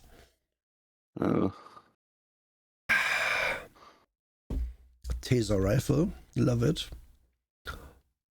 Oh, here's Daniel. Yeah. Oz. He's the werewolf, by the way. The werewolf guy, yeah. The shitty stats for a werewolf, what the fuck? Yeah, he's like the worst werewolf ever. What the fuck? He only has a strength of 6 in his werewolf form? I think these are math to his normal form. 5 and... No, actually not. No. Wow, why is he so shitty? Like, he should be scarier than that. Yes, Tara, blah, blah, blah. So many of these fucks. Angel is here. He can hold his own against Buffy, almost. Which is fair enough. He's a very old one. It's Cordelia, who is the worst at fighting, but that's okay. She hot, though. It's okay. She has attractiveness +4. And Jock, parentheses, cheerleader. Yes, here's Dawn. Oh, God. And then we are done finally with that. Yay. They mentioned, here's some seasonal adjustments. Yeah. Depending on when you want to start your game. Like, why? What? No, that's way too much stinky. Either I start at the end of the show and retcon that Buffy is dead, or Buffy isn't dead and we have to make do, or something happens. Like, but this is useless, kinda. I don't know. Like also, like it's only making them worse, I think. Yeah, if you trade also he is uncontrolled werewolf. There you go. All these tank tops. Mm-hmm. So many tank tops. All this late 90s, early aughts fashion. Rules, borders, and an end zone. What is this? Well, that's how you run the game. It's taking a bit. Now we get to, okay, how do these points even work? Yep. So, there's success levels in this. Every 2 points, you are above the basic success level, which is 9 to 10. Gives you 1 more success level. And these mean that you just succeeded better. Mm-hmm. And eventually, they raise. Like if you have above 16, it's 3 points. And then eventually it's... Actually, no, it stays at 3 points. Yeah, plus 3. Which I don't care. Just make it 2 points all the time. Who cares? Yeah, why make it plus 3? But also, 2. Like if we look at all these characters, even the starting ones, right? For their combat stuff, if you make a combat guy, it wasn't hard to get just the basic 9. So I always hit. If I have 4 strength and 4 fighting, I have 8 bonus. I roll a d10, so I can't roll less than 1. So it's a 9 all the time. I always hit. That seems weird. We'll get to how defense works later, but in general, if you are okay at something in the system, you're probably gonna make the roll. Yeah. And that's interesting. Basically, the way the system is like the quote unquote difficulty is, well, what's the minimum level of success that we need to actually get this done? Yep. Which is an interesting way to do things. But before we go any further, do you know what other game does this? That is D10 plus attribute plus skill. I know the Fallout game does, but D100. So I know I don't. I will give you... No, I'm not going to give you any hints. It was a Pondsmith game that became extremely popular that a Polish company picked up and spent 7 years working on a game for. This is the exact same system that Cyberpunk uses, except without the success levels. Oh my god! Oh my god! Why is this the perfect pick for what we're going to do next? No, but you're right. Yeah, I am. This is not Cortex. Or earlier I said, yeah, it is similar. No, actually it's not. I did that to bury the lead. I apologize. Because Cortex is different in that is actually similar to Savage Worlds. Savage Worlds, you have like a die code for your attribute and your skill, and you roll both of them and put them together in some way. Like D12 Brawn and D4 getting medieval. Yeah. And then this system, this is Cyberpunk 2020 and further. It's exactly what it is. It's the interlock system. God, I forgot that it works like that there. Yeah. So base roll, if we make a competent character for what they want to do, we're gonna make. Yep. But there's also like modifiers, which go from easy, which is 5 to your roll, to right, which is -10 to your roll. So the game kind of has like, it's kind of a weird thing where this is just a bit clunky, you know, because my roll goal is always to have a 9 and above, but I modify my bonuses every time. It's just the same thing as having a rolling target number. It's exactly the same thing. I don't know why they did it like this. For me personally, being like, okay, the basic target number is it's 9 and the target number gets moved up or down depending what the fuck is going on. Would have felt way more like, how do I put this? It's more organic, more organic, more easy for my brain to do. Yeah. Hi, Rinako. Hello. And that's like a core component of like a lot of game theory in the end. Having the target number be a thing that the DM just controls and then says, well, target number 12. Yeah. And then it creates the expectation for you. With this, forcing you to do math, that doesn't really feel the same. Yeah, it's the difference between being told, oh yeah, you have to beat a 10 with your skill and attribute, and just like, oh, I have a +6, so I have to roll a 4. Cool. Versus being told, well, you get a -5 to your stuff. Oh, I have to beat a 9 with that, so my plus is gonna be like 6 again. So I only have +1. So I need to 9, I need to roll an 8. It's not much harder, but why not just say, yeah, you need a 14? It's the same thing. Yep. It doesn't need to be, it didn't need this 2-tiered system. It just needs this table saying you made the roll or +1, you made it by 2 or 3, you made it by 3 or 4, and so on. 4 or 5. Yeah, that's all you had to do. Yeah.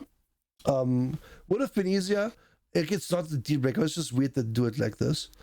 Oh yeah, resisted actions. This is an interesting one. Let's just read the example. Giles and Weasley are playing darts at a local pub. They each roll and add their dexterity and sports skill. Giles gets a 6 total. Weasley gets a 9. Weasley wins. If the younger watcher had gotten an 8 total, both would have failed. That's some sad dart play. Still, we can't assume that both missed the board on every dart. Weasley got the higher of the feeble rolls. At least one of his darts hit the dartboard and he wins the game. Competition can be broken down into several actions, blah, blah, blah, blah, blah. So, go again. So, how it works, let's look at, I want to go back up to a character sheet real quick. Let's grab one, let's find, yeah, Angel is good. So, Angel has the dodge skill of 17. So if they do the dodge reaction, which you can do once per round, we're gonna get to that later. You're gonna have to, your attack is gonna have to beat a 17 for that. So basically, what you can do in the game is be like, oh, they attack you with a 15. Oh, I dodged that. Okay, done. But then there's characters in here with dodge of 4, for example. What's the point? Either I'm misremembering how dodge works, which is possible, or it's useless. You have at least 9 in it. Probably I'm misremembering something. They do tell you when to roll, not to roll is basically only if it's dramatic or if there's like actually a chance of failure. Like you aren't even supposed to roll for shooting at the crossbow at a paper target, unless there's wagering involved. It's just gonna work or not, depending on like what the narrative makes sense, I guess. Which is fair enough. I'm always a fan of games reinforcing that you shouldn't roll unless it's important that you roll. I love that they reinforce it with one of the bad examples being searching Dawn's room for a missing sock. Yeah. That's the perfect example, because that has been the thing that so many D&D players do. Well, I'm going to roll investigate, find my socks. Stop. No, just roll play it, please. I rolled. Can I perceive my sock? Can I perceive my sock since I am General Curling? Yes. Blah blah. Like, I mean, you know, again, this is just telling you when to use attributes and so on. Attribute rolls, by the way, in this, if it's like, oh, a pure test of strength, you're gonna double your strength. Yep. They flat out do that, which pretty strong, honestly. Yep. It's because usually you do attribute plus skill if it doesn't make sense. Just do double attribute. Fair enough. And then they explain out like how different skills work. Blah blah. blah blah blah blah. And here's a quick sheet.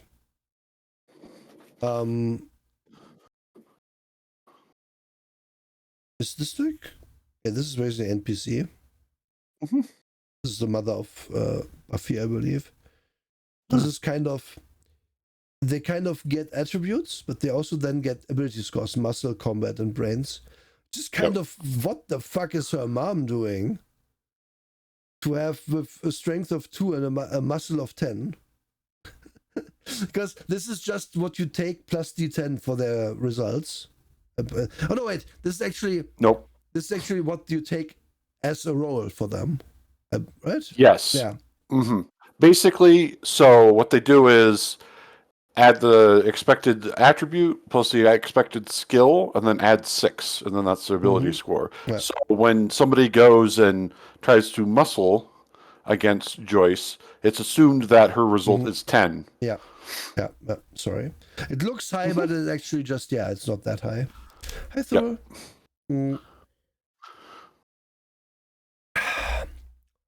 Sorry, I made a brain fart about how this works. Yeah. No, you're good. I looked at this section in detail because I was like, oh, okay, does this work? Does this not? And it works fine. It does work fine for quick resolution, because then you just know, their counter is this. Just roll your die, make it quick.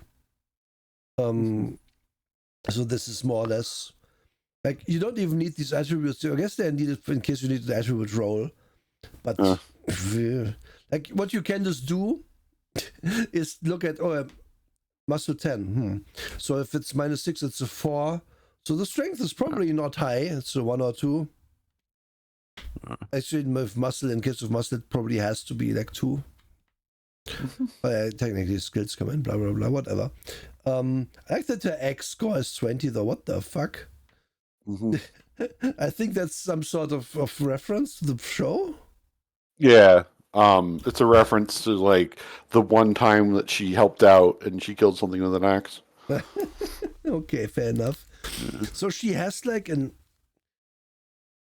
she has a strength of 2 and an axe skill of 12. Yeah, that's pretty good. But she also uses a heroic feat drama point to do it. That's fair enough. Like, it's just fun. It's fun for the fans. Then you have the fear tests, fear and loathing, getting the Wiggins. I hate this fucking text so much. Sorry. Okay.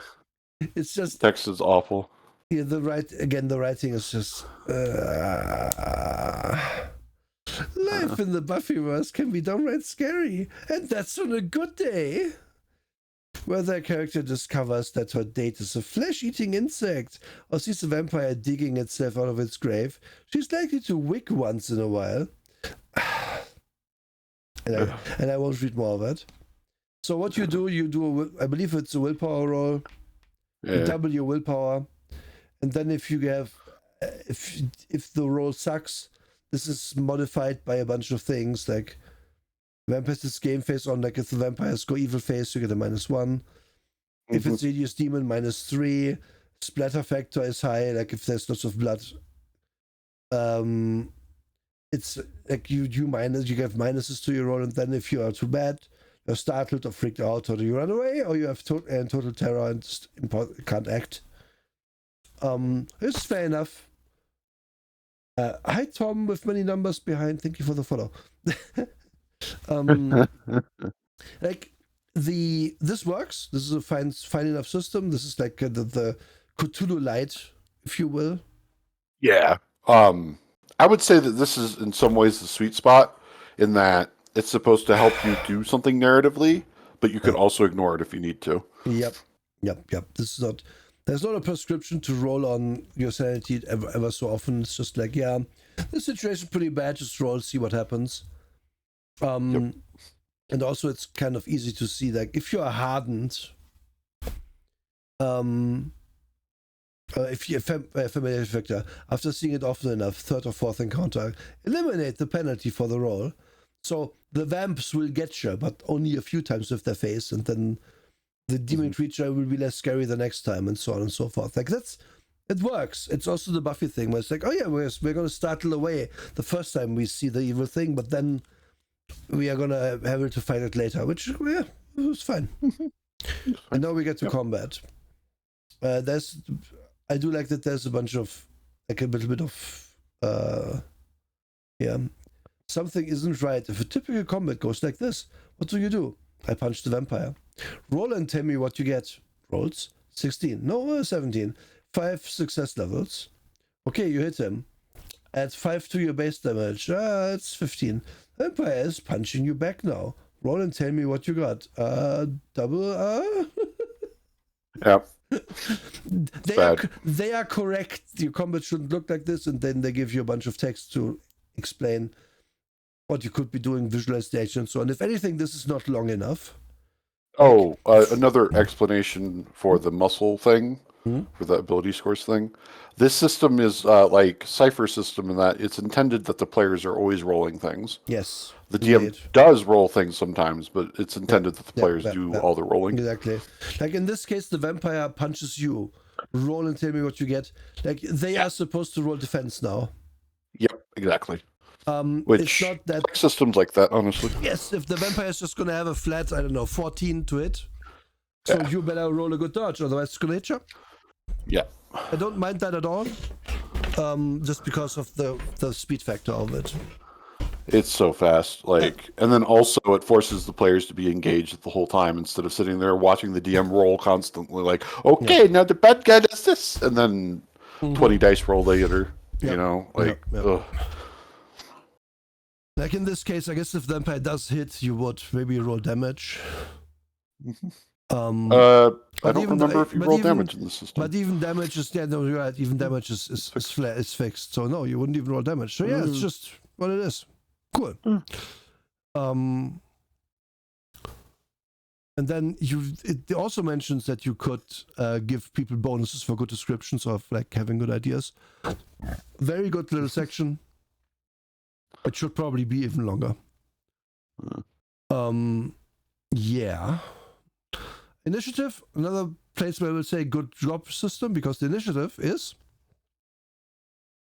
you basically decide together who it makes sense goes first.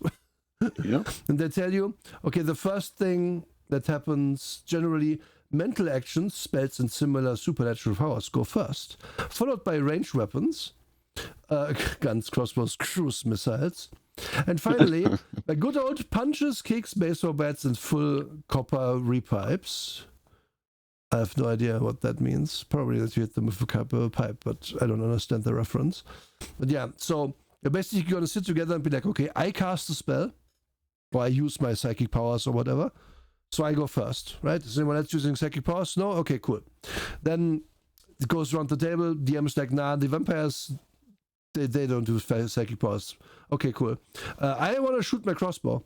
Yeah, okay, that's next then. One of the vampires has a gun, so he's gonna like unload on one of you. And now everybody else is gonna punch each other. Probably with players going first because, yeah.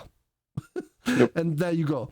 I like this because rolling for initiative is just a step that we have because we have always had it. Yeah, I've always had it. And it's never been really that useful, has it? No, it really hasn't been.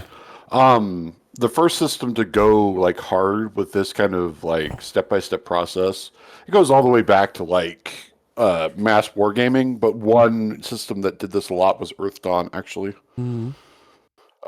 Its first push at things was with this, and then there was a game that imitated it. I think it was called the Seventh Age. I don't remember, Seventh Cycle, which was a game that had a race that was a flying race, some sort of lizard creature, and they had their own special portion in the initiative that if they're going to swoop in and attack, they do it before melee attackers or something like that.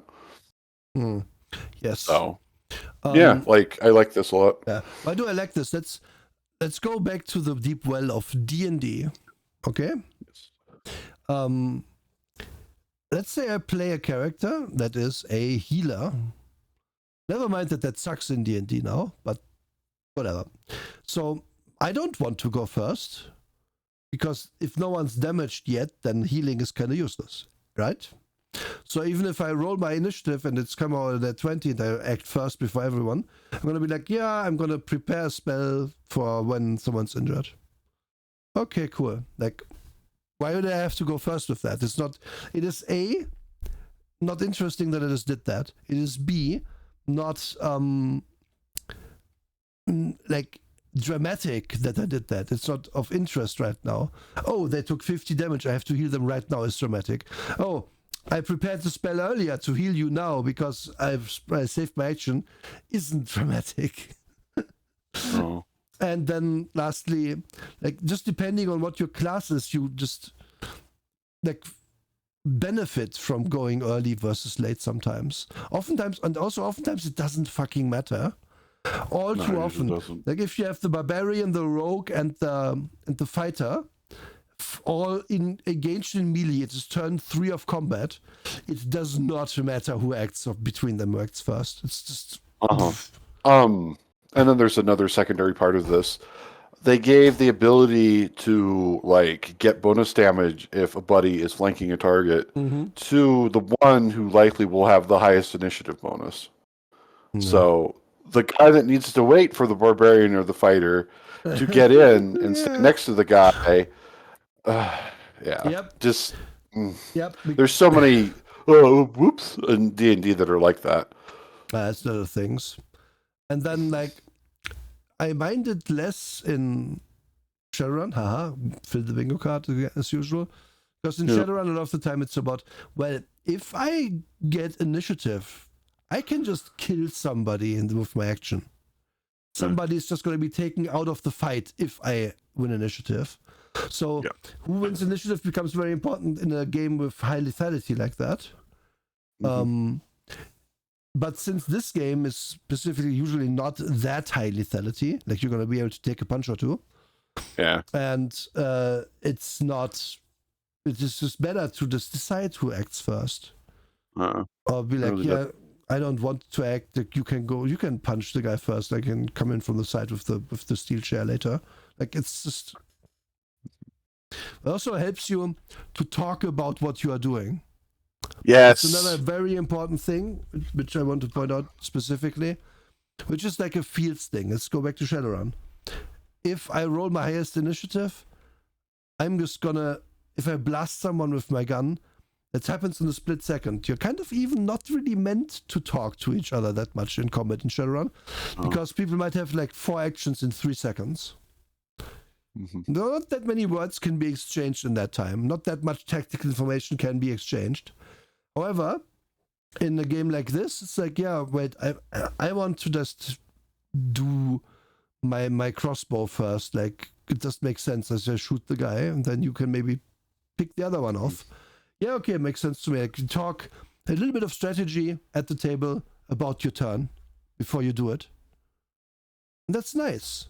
You at least have the general idea of if someone is going to attempt to cast a spell and maybe need defending because that actually might take longer than a turn, I don't know, or people now know that they can cast spells, so they're going to come for them, or whatever. Like there's just a bunch of stuff that has keys off of having initiative not to be a random roll, and this it works well. Like credit for credit is due. I like this. Yeah, I like this too.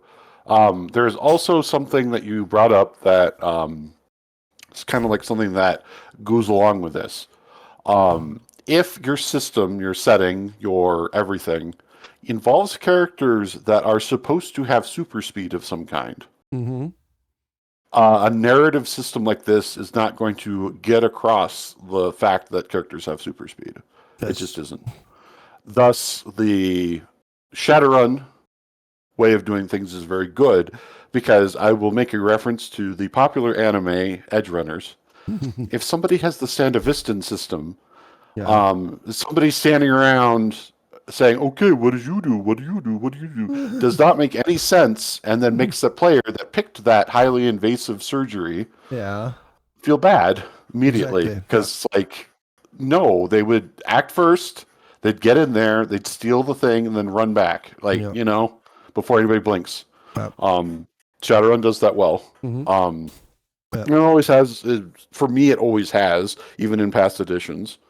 But Well, yeah, past like editions were even worse for people with low initiative in terms of yeah, that you could take like several actions before someone else could even do one. And I yeah, always found it a bit punishing for the people who just didn't have the initiative stuff. And yeah, it was punishing, but it got across the thing that I'm suggesting here. Oh yeah, true. That's why like Aberrant and other games also have. Waggles does Move by Wire, which is kind of that. Yeah, Move by Wire is very close to that. Yeah. But yeah, that's basically what my point is. Is like if you have that, simulate it. And this is not a system where you're going to be simulating that. Yes. The only time this says to roll initiative is if the situation is not clear cut. And for example, a whitehead chance upon a vampire, for example, the character with the highest dex goes first. If they have both the same dex, then you roll a die. Only then. Only then. And that's fair enough because we are going to punch each other. Who's punching first? That's an interesting question. But here again, in group combat, for example, I would just be like, players go first. Who cares? Who cares? But one-on-one, sure, I can see it being important that you maybe get the first hit in, or whatever. Sure, but this is good. And they explain a lot of combat maneuvers, which is just like a lot of combat maneuvers you can pick. And it's dodge. This is where the hero ducks, somersaults, or leaps out of the way of an attack. Dodging hand-to-hand attacks can be done once per turn without penalty. Dodging missile attacks, bullets in your stuff, rubber, suffers minus penalty. Use a roll and add dexterity and the highest appropriate skill, or use the combat score. So you do roll a dice. So that 4 we have can still like simply not work.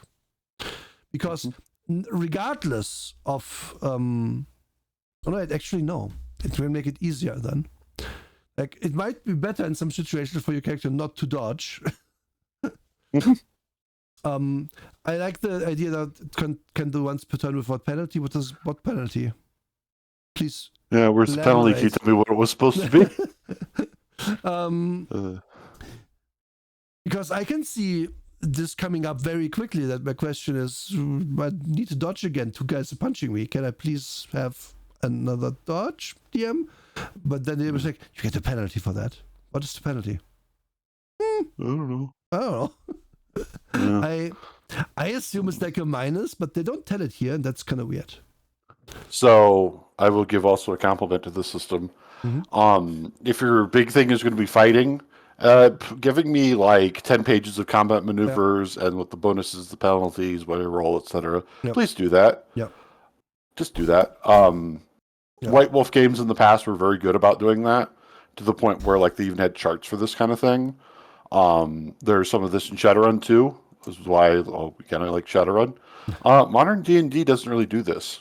And I feel it's to its detriment, because there is a certain point where, yes, describing what you do when you do headbutt, it's something appropriate for like cinematic medieval combat. It really is. Yes. But D&D doesn't simulate that at all right now. It just doesn't. And what I like about it, because this could have easily gone a very bad route where they're like, oh yeah, if you want to do a spin kick, please buy the spin kick skill.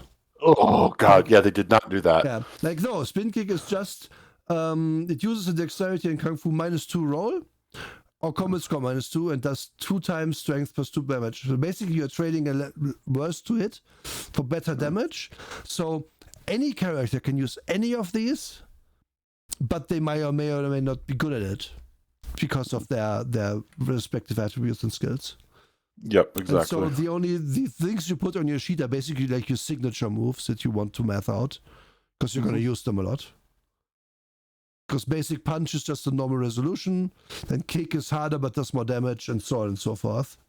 And then there's some stuff like aiming, for example. Sometimes it pays to take careful aim. If the character misses the vampire's heart with a crossbow shot, she may not get a second chance.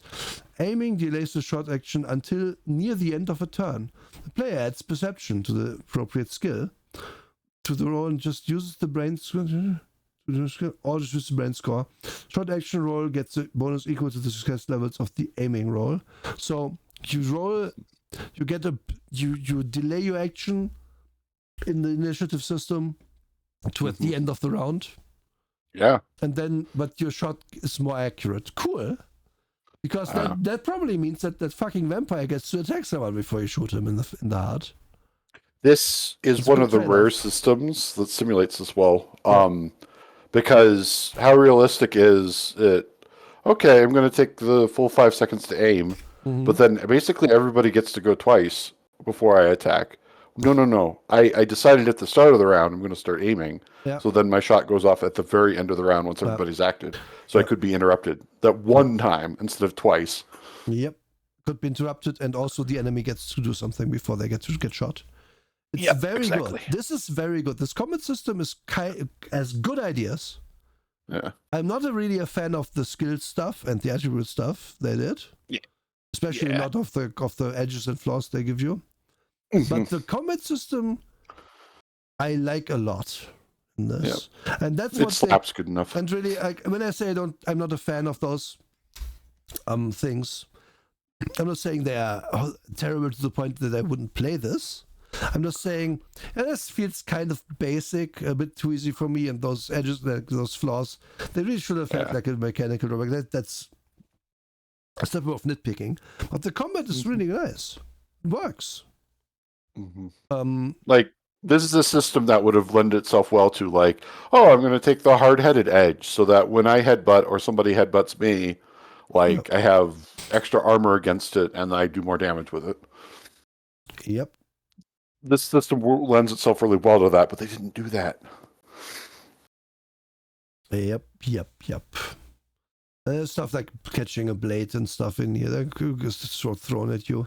Like, they put basically, I think they watched the show and then put every single thing that happened in the show in here. And it's a very exhaustive list of things that might happen, that you might do. That's good. And then we have combat complications, full defense. Like, you can declare some things. If I don't attack, I get +3 bonus to all my dodges and stuff.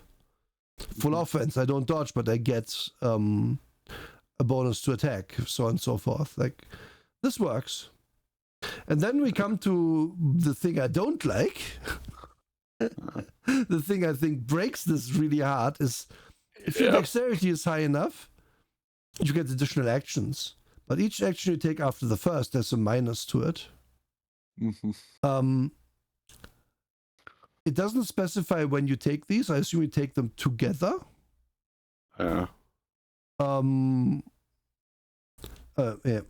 Extra action may take as attack or defenses, and it's difficult to do more than 2 things.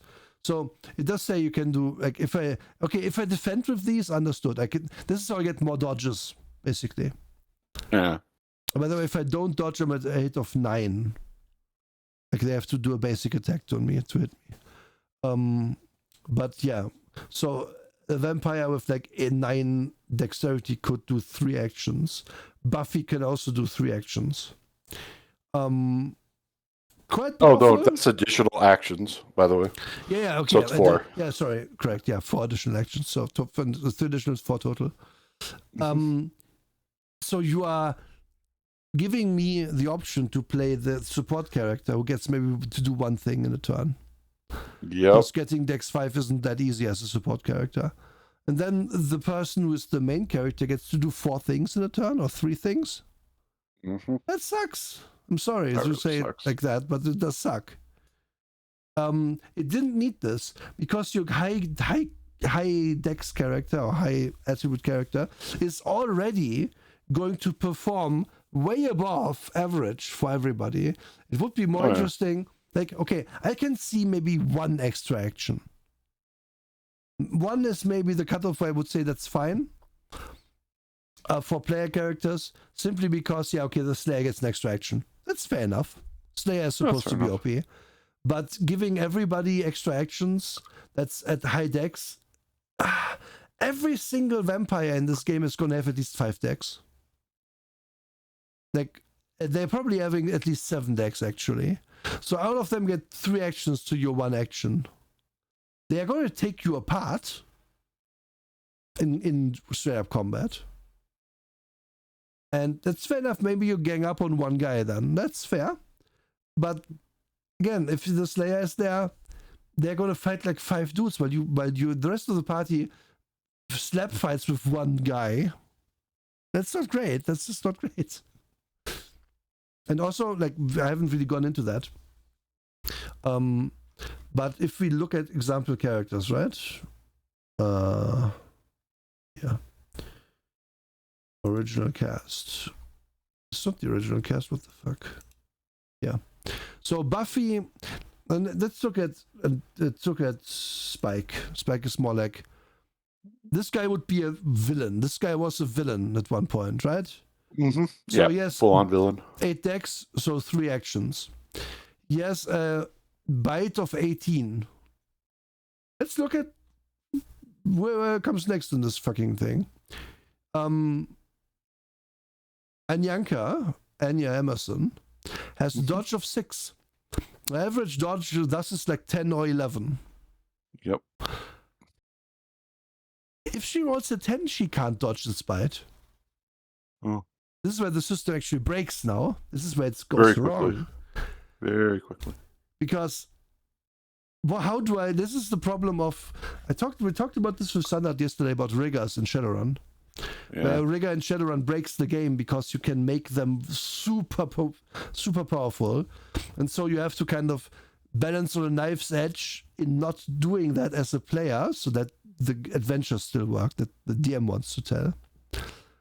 Because if you just armor up every single thing that you can bite to the max and then have 20 drones that just all shoot guns, you're breaking action economy and you're breaking every encounter. Every single one. That's yeah. But that happens here, built into the system for everybody. Mm-hmm. Because either everybody just raises their fighting to high heaven to be able to even hit this guy, because she also can't hit him. Her stake skill is 6. If she rolls a 10, it's a 16, yes, a 17 dodge. She doesn't have to do anything to dodge. She can't hit him, ever. Like, you have to very carefully balance this.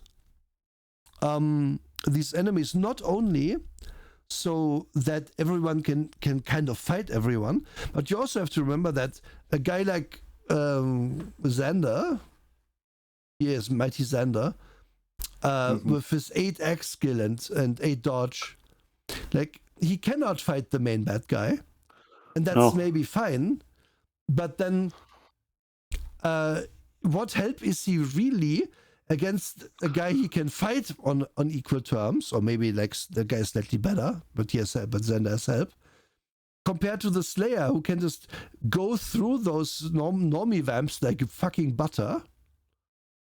And just, what are you doing in a combat situations game? If you are like a supporter, you do nothing.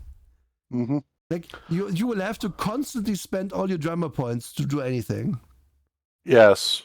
Like, it almost feels like that's the intention, and that's a bad intention. Yep. Yep, that is really bad. So I'm gonna tick off a part of bingo card that's really ticked off on this show. Mm-hmm. I'm gonna say this is Star Wars brained. Oh, yes. And what I mean by that is, please explain to the audience. What this means is, in Star Wars brained games, they have a Jedi character. They have one usually. Mm-hmm. The Jedi character is supposed to fight the Sith character. Yep. And they're supposed to just only fight each other. That is Star Wars brained. Mm-hmm. The reality is that the Jedi is going to cut down everybody. The Sith is going to cut down all the Jedi's friends. And then the two of them, oh, whoops, all my friends are dead. I guess we'll fight each other. Like, that's actually what would literally happen, because, of course, they would do that. This is similar. The Slayer fights the big bad. Everybody's supposed to fight the underlings, right? No, the big bad kills all the Slayer's friends. Slayer kills all of the big bad's friends, and then they fight each other. Not also, a good way to do things. Also, to point this out as well, at some point, since your actions are going to be used up, you have 4. Let's say the villain has 4 actions, and you have 6 people. fighting the villain. And none of them is a Slayer even. Villain acts first because he's very high dex and stuff. Kills one of the people outright because he uses like 2 actions for that. Now 5 people are gonna attack this guy. First 2 are gonna miss automatically because he can't be hit by them, because he dodges them. 3 people afterwards he cannot dodge. They roll against 9 to hit him. So ganging up in this game is absolutely the only way to fight, and the only correct way to fight. You have to use up the enemy's defenses and then just mob them to death. And that's the only strategy, and it's not great. To piggyback onto that, that is also part of the Star Wars brain thing. Usually, absolutely, yeah. Because it's the big bad. It's the Sith. Okay, everybody shoot him at once. He can't deflect all of our blaster bolts. Yeah, everybody throw your thermal detonators at his feet. Yeah, throw all of your thermal detonators at him. Yes, at him. Nobody else, because all the other guys we can defeat, but this guy we can't unless we just all shoot him. Yep. Yeah, like Star Wars has other problems, but yeah, that's definitely very true. There's what else do we go for? It just explains like weapon damage, talking about gun control and what you should and shouldn't have. Bottom line, you probably shouldn't have, like, the guns aren't even that useful in this, so I don't care. Some armor explanation. You get some armors. Then you're gonna get weapon stats at some point, I think. I forget where it is. There's a bunch more here. Like then we explain drama points. Heroic feat, you add. Heroic feat can also make things hurt more as opposed to damage. By spending a drama point, the character gets a +10 bonus on some value. So it's not 1-to-1, it's 1-to-10. So Xander in that fight, every action he takes and every attack he takes, he has to spend a drama point to be able to defend it. So it's not a choice. No. And that definitely sucks. Not. That sucks. So it also makes this kind of not heroic feat. It makes it just I have to scramble to survive every turn. That's not great. I think I'm okay. They should have just called it scrungle feat, like, because you scrungle so hard that you survive. And then you can also, for drama point, half the damage you just took. Which feels lame in and of itself. Like, wait, halve the damage? But some of these things can do like 80 damage. Yeah, I mean, I assume you first pay the 10 points to not get hit, and if you get it after, you pay another point to halve it. God, it feels so bad. And then you plot twist, which is the fun use of this, where you just like, stuff happens that the enemies didn't account for. Like, again, I extinguish the ritual flames with the sprinkler system. Yeah, that's a good way to do it. Or, my uncle left his rifle here. Whoops. That goofy gun-toting uncle of mine. Yeah. You can do Righteous Fury, which is like a longer-lasting buff of +5 to everything for a whole fight.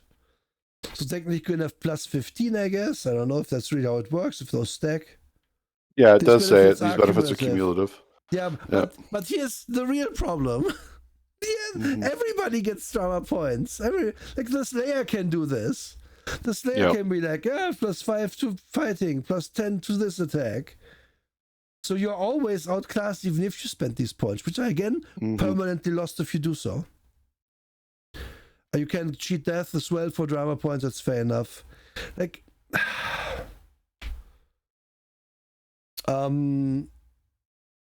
it's I hate the drama point thing. No, it's just so poorly done. Yeah. Now we get to how you earn more. You can buy them with XP, 2-to-1 for Slayers and Heroes, 1-to-1 for support characters, for whiteheads. Yep. If you do a heroic act, which is going above and beyond, they can't just, I've killed a vampire, that's heroic, right? No. You have to like save the orphanage as well while you do it or something. Then you get some points.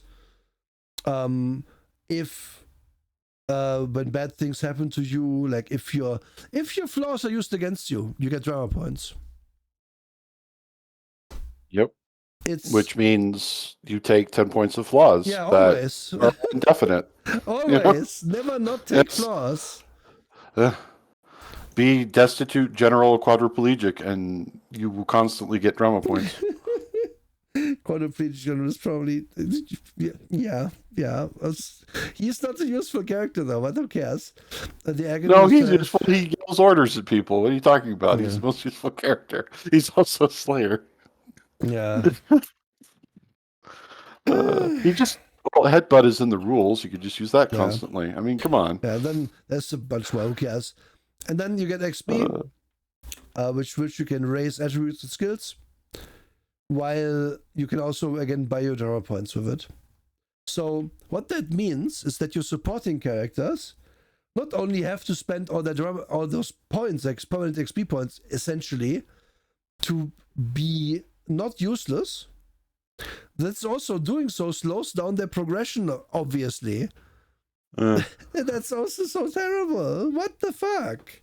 It's so evil. Yeah. Like, why would you do this to your players? Also, this is like improvement attributes. The section says you shouldn't be able to just do it perpetually. Like if your strength sucked to begin with, you can raise it, but you can't raise it super high.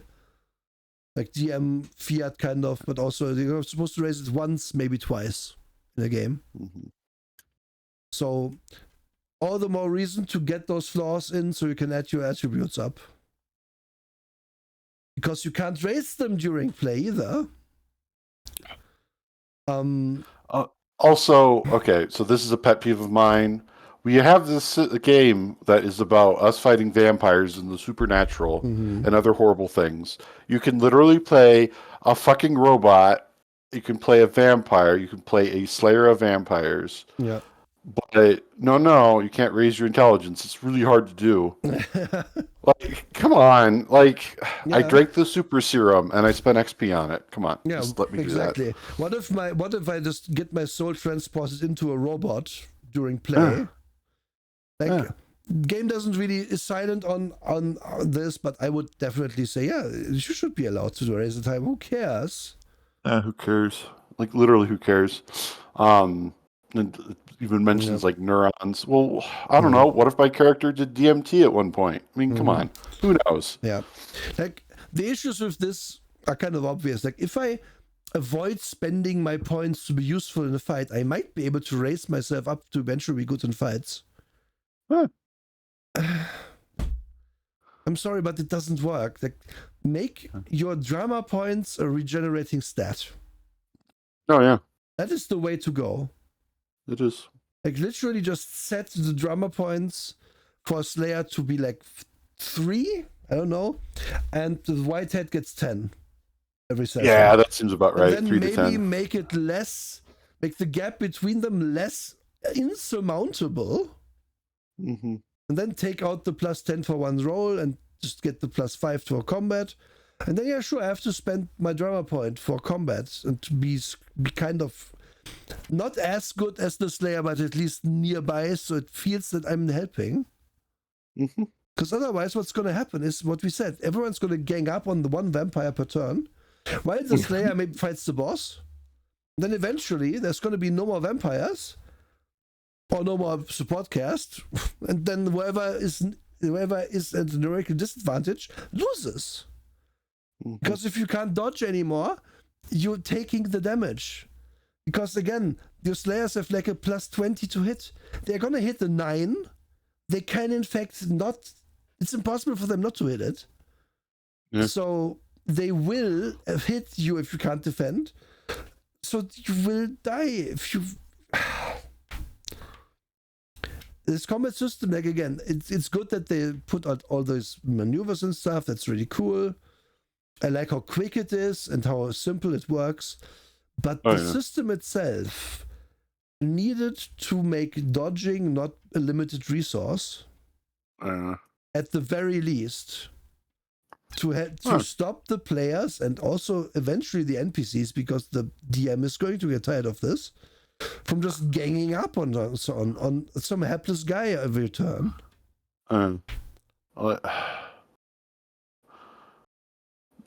just there's so much that could have gone right with this. Like White Wolf had been publishing stuff for over a decade by this point, Yeah. and they managed to make things work to where, okay, well, ganging up on a guy might not be the best thing to do. Mm-hmm. They managed to be able to work that little wrinkle out over Yeah. time. And this only comes in here like if we were all just humans and we were punching other humans, this system would work. It would be fine. We would actually. all get like one action, maybe two actions if we are really stated into it. So we would have one or two defenses, and then in an equal amount of fight, like you could.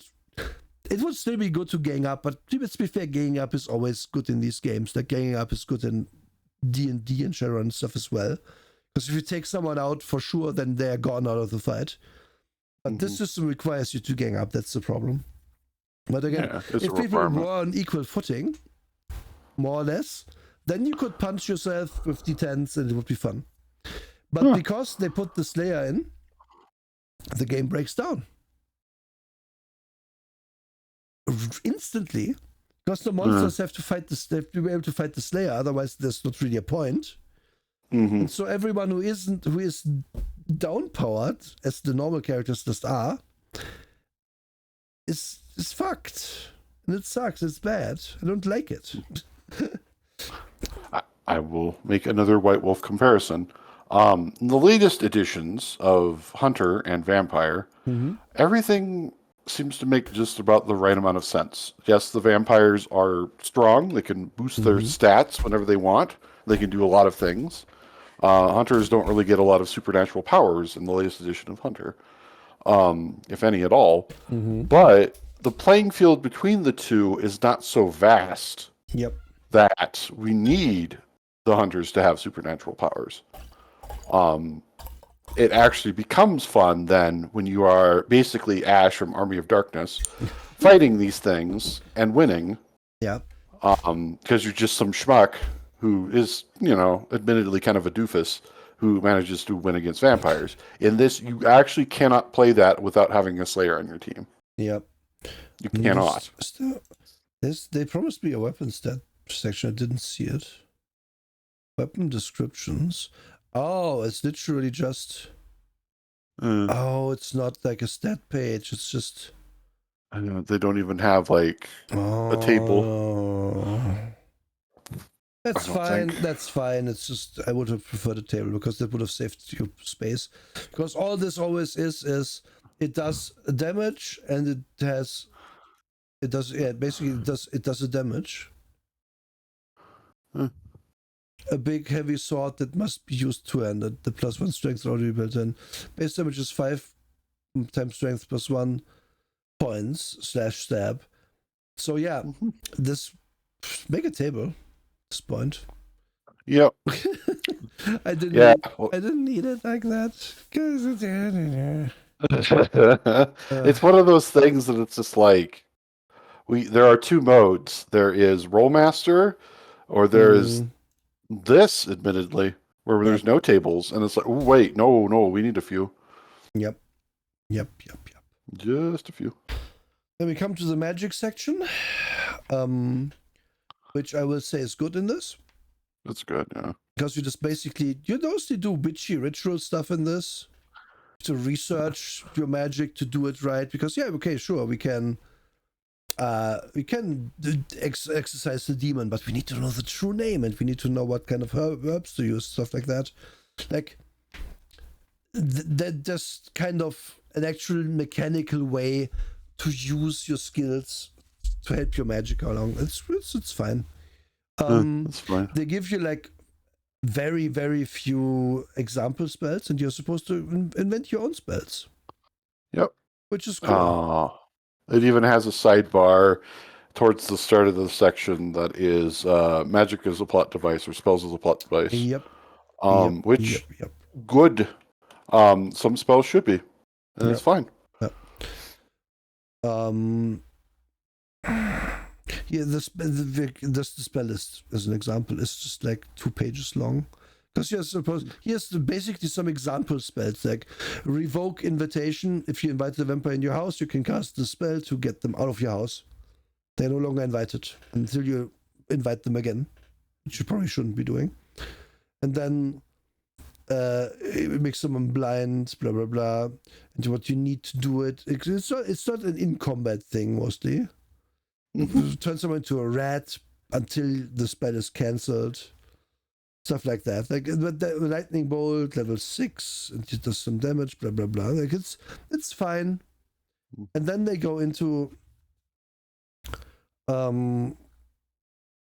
Sunnydale as a setting, as a place. One problem, they don't provide a map. They should have. Yeah, that would have been cool. Yeah.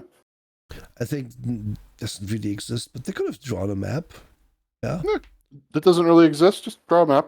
Yeah. And then say, if you need to modify this map for your game, sure, make Sunnydale look different. Yep. It is true. And then here's dudes, here's NPCs, here's Joe School. It's a weird name. Survive, sex, drugs, and rock and roll. Be popular. Okay. I don't doing everything. I don't fucking remember this guy. I don't know. Here's Jonathan Levinson. Stuff like it's just basically pages upon pages about like here's NPC stats and stuff. And then we come to vampires. What are they? How do I play them? How do they work in the setting? And yeah.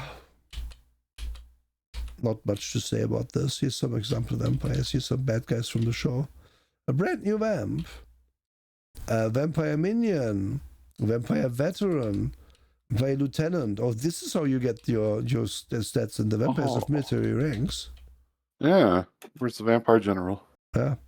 Like, again, look at fucking Luke. Bite 21. We're supposed to fight him. I can't even fight him with my special plus 15. Like, the shittiest guy we can fight has 12. This guy is kind of fightable for the crew. But there's a 16, like a 16 muscle, 12 combat. Like, it's more probably than the crew has. I can grapple at a 14. That's very high. That's not a sure thing at all. No. It just isn't. It's... yeah. It isn't a mixed bag. This is a bad bag. Yes. Like the part that was a mixed bag was they provide all of these different combat maneuvers that literally anybody can use, and they detail them what you should roll, etc. Cool, but by the way, some of you get some slayers are greater than other slayers, so you get 5 actions where you only get 2. Yeah. Like. And that's also important because if we look at stats for the vampires, right? Count Dracula, Dex 7, that's 5 actions. It's a cool 5 actions. Also 5 actions for this guy. This guy has 4 actions. Vampire Lieutenant has 4 actions. Veteran has 3 actions. Brand new vampire and this guy also have 1 action. So cool. There's 2 actually. 2. 5, 6 is also has 2. This guy has 2. This guy is okay. 3 for them. 3 bonuses. Oh wait, I'm stupid. Is it? It doesn't matter. Like, it doesn't matter. They have more. Bob Stars, howdy. Hello, Bob Stars. It's like again, like it goes way off the rails, way too fast. They have some demon stats here too. Also, kind of like the judge is kind of a chump. Only Dex 3. Very strong though. Sisters of Also, like Dex is such a god stat in this. This is a perfect example of Dex is a god stat because it's used like, do we have a problem with initiative? Okay, you go first. Do you need more dodges? Dex. Yeah. Do you need to hit something? Dex. Yeah. A little too good. MC Fugel? I don't know. Thank you for the follow. I do like how what the show did well is the people all look cute and good, but then they turn into monsters and they literally look terrible. It was a good shorthand for them to use, in my opinion. But yeah, there's like He has Veruca, who's a werewolf. Again, these stats are already too high to fight her, basically. Mm-hmm. Like, or an insect creature. Natalie French, also very high stats. Like, there isn't really anything you can fight except fresh vampires. It is on your level. And I suppose, like, if you have a bunch of, like, what I would say, where this kind of works again is if you don't have a Slayer, and everybody's just fighting Natalie here. Like, four people that's fight when it starts to Natalie. work. That's where it works again. Because, yeah, sure, she can really go to town on one of you, but then she's gonna get, like, yeah, no, Bob. Like, she can really go to town on one of you people, but then everybody else is gonna go at her and she's gonna have actions to defend, so she's gonna get hit a bunch. I don't have that many life points, so you can zerk her down, basically. Oh, yeah. But as soon as you add the Slayer on your side, it's gonna not work. As soon as you put, like, minions on her side, it stops working immediately. And that's a big problem. Yeah. It really is. And, yeah. And one more thing I should mention as well, like, just to have said it. This also breaks when you realize that, okay, my character is a jock who uses sports as a baseball bat to fight people. I will raise my sports every chance I get. I will raise my strength and my dex every chance I get. That's my character. So putting all my XP into that, it's going to raise my stat by, like, even if I start with another character who's more balanced and put stuff into other things, I'm going to outpace that person. And once I outpace them by, like, 5 points, it's no longer very fair to fight them. Because you are going to just outclass them in a fight in this system very quickly. Like, kind of in the same way that D&D works, where if you have a plus 12 to hit or something and a 25 armor, fighting a basic kobold is just not going to do anything. It's just going to be like you can wade through unlimited amounts of them almost. And yeah, in a sense, it makes sense, of course. Yeah, you're very skilled. You get to fight tougher things. But it's not fun if the party is on totally different levels from that. Like, sure, Willow gets magic, so that's what she does. Then it's fine, she can't fight. But there's a bunch of characters in this that just can't fight. What are they doing really in the show? They're just being an extra pair of hands to carry something or whatever. Like, I don't see why you would want to play that. This works back into the greater narrative that I've been talking about for quite a while now, about how Dungeons and Dragons, 90% of the book is about fighting. This is an example of, we want you to have role play, we want you to have drama, we want you to tell a story. The combat section is kind of the longest part of the book, though. Yeah. We want everybody to be able to fight because it's a drama show that is also an action show. But most of you can't fight the things that are presented. Yeah. Most of you can't fight the things that are presented, and once you can, there's still very stronger things out there. And I don't know, like, yeah, adverse, like, if it creates narrative interest if it's at adverse conditions, like the fight is hard, sure. But there's a point where it just breaks down. If I have to be like, it is my turn, okay, I spent a drama point for plus 10 and then I bonk them, or they attack me. I spent a drama point for plus 10 and dodge every time.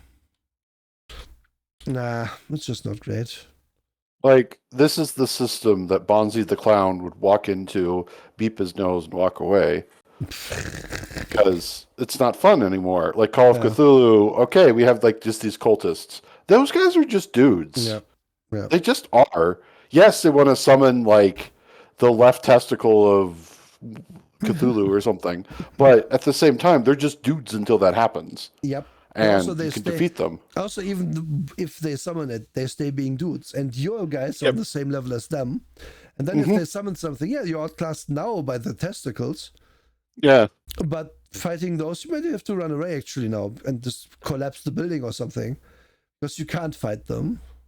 I use that as an example because I wanted you to say the phrase "outclassed by those testicles," Yeah. and you said it. Of course I'll say it.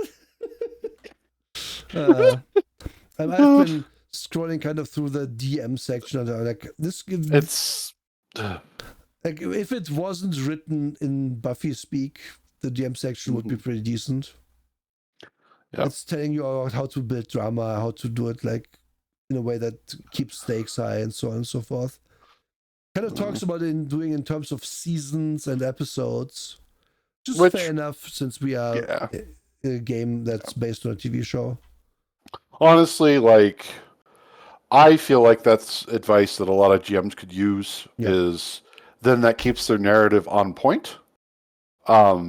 Because if they don't think that way, and they just think, well, we're gonna go into this dungeon and we gotta kill Mr. Super Gabo, you've lost the plot already. Like, maybe need to think in terms of steps along the way, things that they got to overcome, etc. Potential fallbacks and pitfalls, and then think, well, where's the end point? Is it defeat the goblin, or is it defeat the goblin and bring back his head to the king?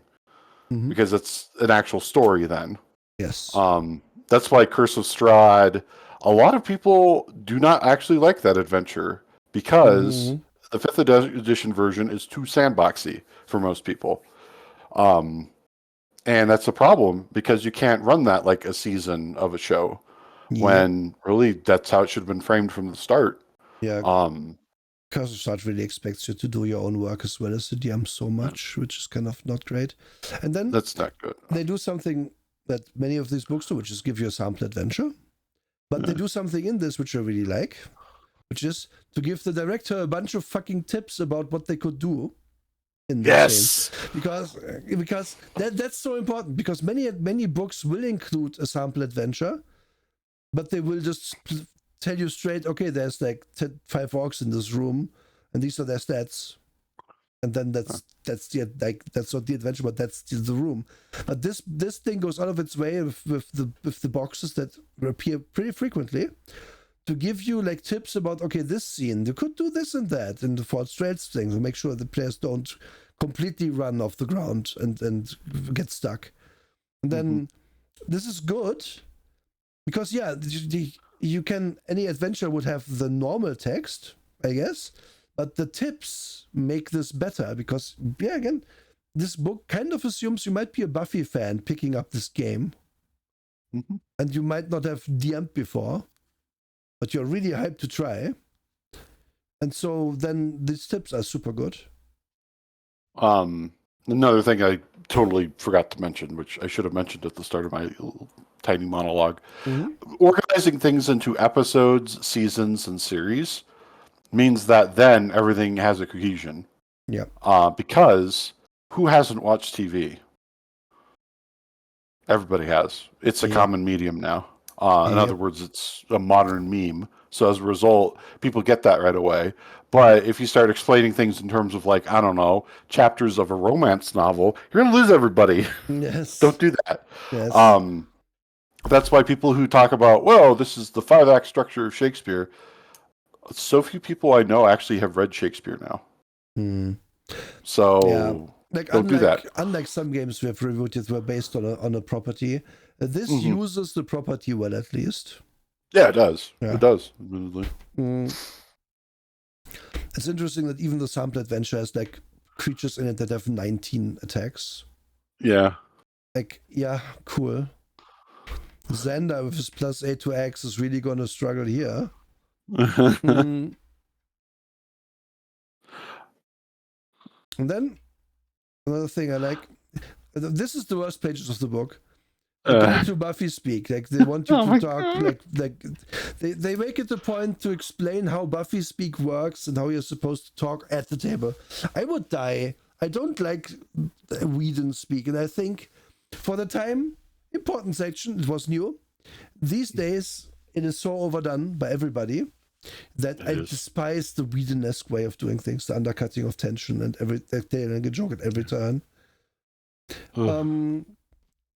There may have been a math error and all of these characters have consistently unbeatable stats. Yeah, again, you have to pay your 10 points, your draw point, to get the plus 10.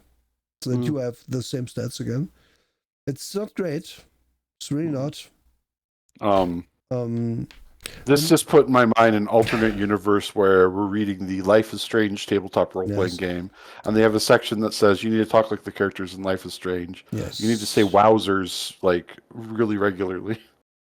Yeah.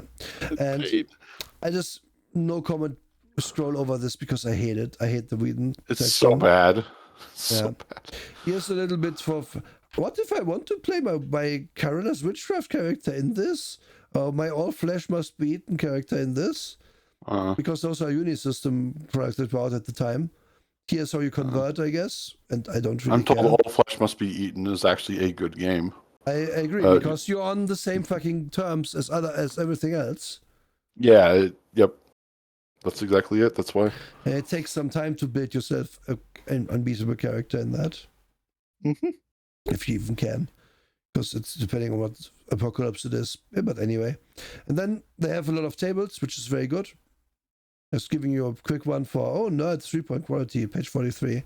Like, wait, do they have a weapon table back here? Yeah. Oh, this is the maneuver table. Let's see if they have weapons. I like the maneuver table. That's good. They do have weapons. Yes. Okay. So good job. Go. Okay. This is nice. They have it. This is nice. Right. I like it. I take back what I said earlier. Them having a little note with tables are in the back of the book. That would have been nice in the section, though. I suppose once you've read through it once, you know the tables are here. So yeah, because this is really exhaustive tables. Like this book does a lot of things right, but it also does a lot of things wrong. It's a very mixed bag. Yeah.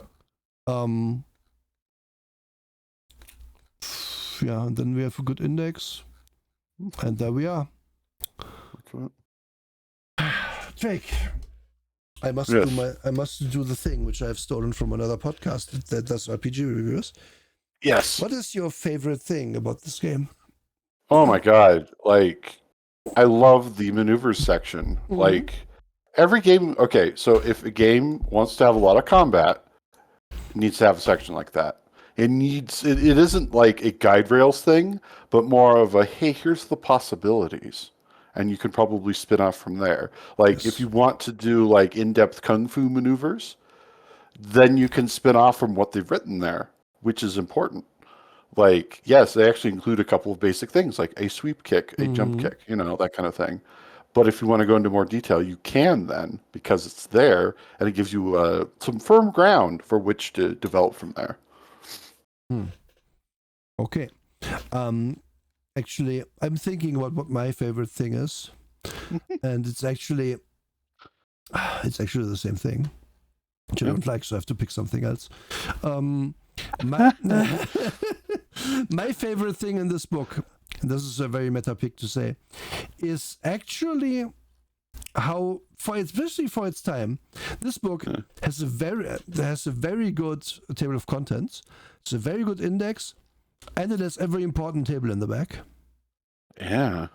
Makes it infinitely more playable than many other books, especially contemporary ones, that just buried every single information God knows where. Like, the fact that it tells me dodge, here, dexterity plus acrobatics, or dexterity plus getting medieval, or dexterity plus kung fu, or combat score. Damage, none. Avoid getting hit, page 110. Everything I need is here. The quick resolution is here. The page is here. And in case damage, obviously, it doesn't apply, but if the maneuver has a damage, it tells you. It tells you a very quick reference what it does, and then you can go to page 110 to find it. It's so good. This helps so much to speed the game up. Thank you very much. So in a way, I did pick your thing, but I picked it in table form. So also to just piggyback on that for just a second, when you put it like in the back of the book and then have it all organized there, okay, I guess this is the 20 pages we need to photocopy. Yeah. It's there in the back of the book, like the character sheet. Exactly. That's correct. Oh my god, I didn't think about that until now, and it's like, that's brilliant. Yeah. And literally every single thing is in here. You could build a character just with this. Yeah. And then Which should be the intent of the back of the book. Yeah. It should be the quick, streamlined, hey, here's all the stuff, and then here's the page reference. Yeah. Okay, and now That's good. the other question, Drake, and I'm going to give you a little caveat with it. What is your least favorite thing about this book? And it can't be the different classes being completely imbalanced. No. I think the other caveat should be it can't be the Whedon speak because we've complained about that enough. True, yeah. that's very low hanging fruit. I will give you that. It would have been my least favorite thing, but yes. Yeah, we would have both picked that. No, it can't be that. So these people needed to take a math course really badly because the disparity between things, I get that, like in the setting, like Slayers are strong and stuff.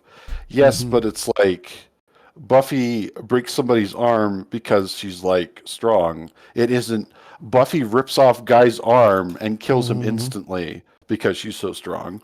Yeah. Like them comprehending what power disparity should look like versus how it actually winds up being in play. Yeah. They just did not comprehend. And that's a big knock. Like if I have to beat a 19 every time and the average Joe usually doesn't get above a +8 with the attribute plus skill, you got a problem with your game. Like you're rolling a D10 +8. You're not going to beat those people ever. Yeah. It's just, if you look at like, this Xander is the best example here of all times. 53 life points, right? So let's look at Spike attacking him. Spike with a bite does, with a spin kick does 20 damage. And with a sword does 32.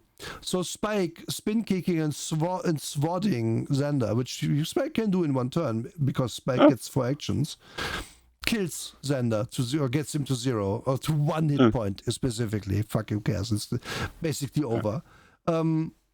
Yeah, sure. Xander can defend once.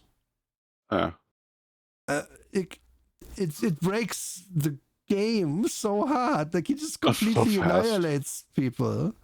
And that's again, this is like a normal boss guy. This is not OP. We have seen the other stats for enemies. This guy is actually kind of less good than the example vampire back in the book. That we are supposed because example vampires have like 19, 20, 21 for bite. Yeah. But to piggyback onto this, if you min-maxed without being like a Slayer or something, you'll get a +10 to something. Yeah. But that's if you min-max. Your character will have problems with other things. But dexterity is too much of a god stat for it to matter at the end. Let's look at our example Slayer that was some pages above. Where this is too much. Archetypes? Yeah, archetypes. There you go. New Slayer. So New Slayer has a bonus of 12 to stuff. Oof. So even the fresh Slayer is worse in combat than the fresh Vamp by 2. Fresh Vamp, I'm pretty sure it's 14. Yeah, it's 14, yeah. That's a disparity I actually don't mind. Yeah, that's about right. Yeah, but then the issue that we run into is that the XP needed for her to raise her stats now is super high. You won't get that XP very quickly. No. So you're gonna constantly like be scrabbling around if you make fresh characters in this. Well, also you just got to add in the fact, like if we do this seasonally, all right, we fought an Elder Vamp at the mid-season thing. Okay, I blew through all my drama points. I got to buy more drama points, but they're cost double for me as a Slayer, so I never get the points I need to raise my strength further. Exactly. Yeah. So it doesn't feel good for the lighthearted thing, especially the drama point thing, which I'm gonna say, that is my least favorite thing about this. The fact that the drama stat is use up points that you buy back with experience. Because it feels so bad. It really it gives you a reason to try and cheese the encounter. Like if I can just make enough explosives to just blow up the vampires, I get the same XP, but I didn't have to fight them. So I don't have to spend drama points to fight them. Yeah. Like the fact that you sit there and are like, oh, I have to take like 10 by plus 10 again to not die in this combat, I'm basically spending the XP I'm about to get from winning this combat into winning this combat. Mm-hmm. But I must hope that I don't end up with a deficit. No, it's bad. Like the only way to do it really is to just either make it a stat or make drama points even cheaper than they are somehow. Like if you got hundreds of XP and you had drama points just had a maximum value, you couldn't buy them over. And then buying 20 drama points cost like 5 XP. Out of 100 you get per session. I would be like, that's okay. I don't mind that more. That's just basically like buying health potions in D&D. Just with XP. But it's not. It's like really noticeable. If I used 5 drama points in a session, I can't raise a skill from 0 to 1. Because that costs 5 points. Or 4 points, maybe. Maybe it was 4. However, the reason is that hitting 4 times immediately shouldn't cost you as much as raising your doctor skill to 1, for example. No, it shouldn't. There's just so much little things like that. They're just like, no. I will add something. If I could just change this right away into something useful, what I'd say is make all of the different things a class. All right, you're the white hat class. Drama points, your drama score is higher and has a higher maximum. Yeah. There. Yeah. Bam. You have a Slayer class. If you go and you look at the section with like robot and whatever, okay, can a Slayer be a robot? Let's just say sure. So that's still a quality you can take. But the classes will be, what role do I fulfill? Yeah. And you could have Slayer, you could have Supernatural Ally, and you could have White Hat. Yeah. Bam. Yeah. That was easy. It would have been not that hard to make this better, yes, indeed. That's really the fact that they like, that you can see the system they could have written, which isn't like this, which is better. It's kind of sad. Also, Tokyo Summer, thank you for the follow. I want to make sure, folks, if you like this content, by the way, every other week, every other show is on Drake's channel, where I forgot to put into the fucking title for this, so I'm gonna. Okay. I'm very sorry for that. You're gonna sort out right now. Boom. I will also say that hey Nora, you always say Shadowrun is good, but isn't Shadowrun kind of like this, where if a hacker gets caught in like a fight, they're kind of fucked? Yeah, that's true. That's true, actually. That's so true. Yeah, but it is. The hacker has ways to contribute to the fight. Yeah. Where they can be like, oh, those guys have guns with like smart systems. Well, I'm going to hack the guns and make them eject the magazines. Yep. I'm going to hack their guns and make their friend-foe like system which allows them to use them because they aren't locked out. I'm going to lock them out of their guns. They can't even fire them anymore. Stuff like that. Like, there's also the same ceiling in Shadowrun for everybody, which is very important. Like, if I raise everything ever, I can get maybe 20 dice in fighting. Maybe slightly more than that. Whatever. Like, I don't really want to get into it, but there's a maximum. This game doesn't have a maximum. Sure, there's an attribute maximum, but I can raise my... Like, if I sit here with my character and I'm raising only getting medieval, with every single experience point I get, I am playing an optimal build. Because if I can get my basic sword skill to be like 30, nothing in this book can fight me. Because my sword skill gives me defense and offense. Yeah. And that's all I need for a system that is ultimately about fighting the bad guy. Oh, yeah. I might need some idiot to have like occultism and science, but yeah, who cares? Again, it would have been not that hard to make this work way better, but they just kind of didn't do it. Mm-hmm. And I don't know why, because these are obvious pitfalls that if I see them immediately, like upon first read of this book back in the day, and now see them again here, like immediately, as a designer, you should have seen the problem. Yeah, right away. Like, it's not excusable. Do your math. Like, have one nerd on your team who actually completed their math courses do the math, please. We're out there. We're in these D&D circles. Just ask us, because at the end of the day, this is kind of a segue, but at the same time, like, The Expanse, why was it a good TV show? Was it because of the actors? Yes. Was it because of the set design? Yes. Was it because of this, that, and the other thing? Yes. But they also had a person with a PhD in physics on the writing staff to make sure that a lot of things looked and felt right, because it's a show that gets things what I think Neil deGrasse Tyson said 85 to 90% right, which is way higher than anybody else. Yeah. And that's my point. Yeah, you know what? Get that math nerd to look at this. You know what? What franchise went to shit when they stopped doing that? Star Trek. Yep.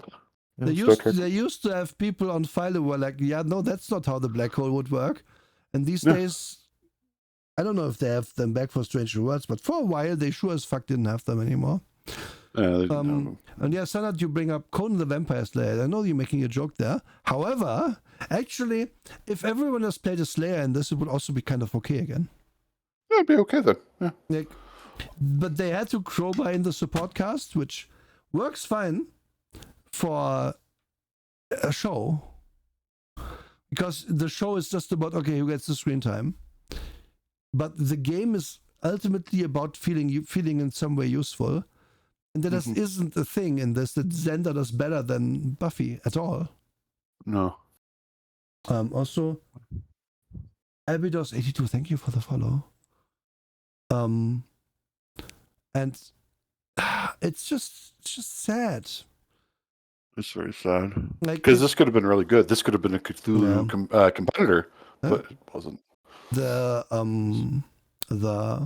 other way you could have rescued it if you just gave the white hats the ability to like influence the narrative more and stuff. Like, again, it all comes down to those stupid points being used up so bad. Just can't get over it. Like, it's so obviously a bad idea. Like, spitballing again with the three different classes you can pick idea I had.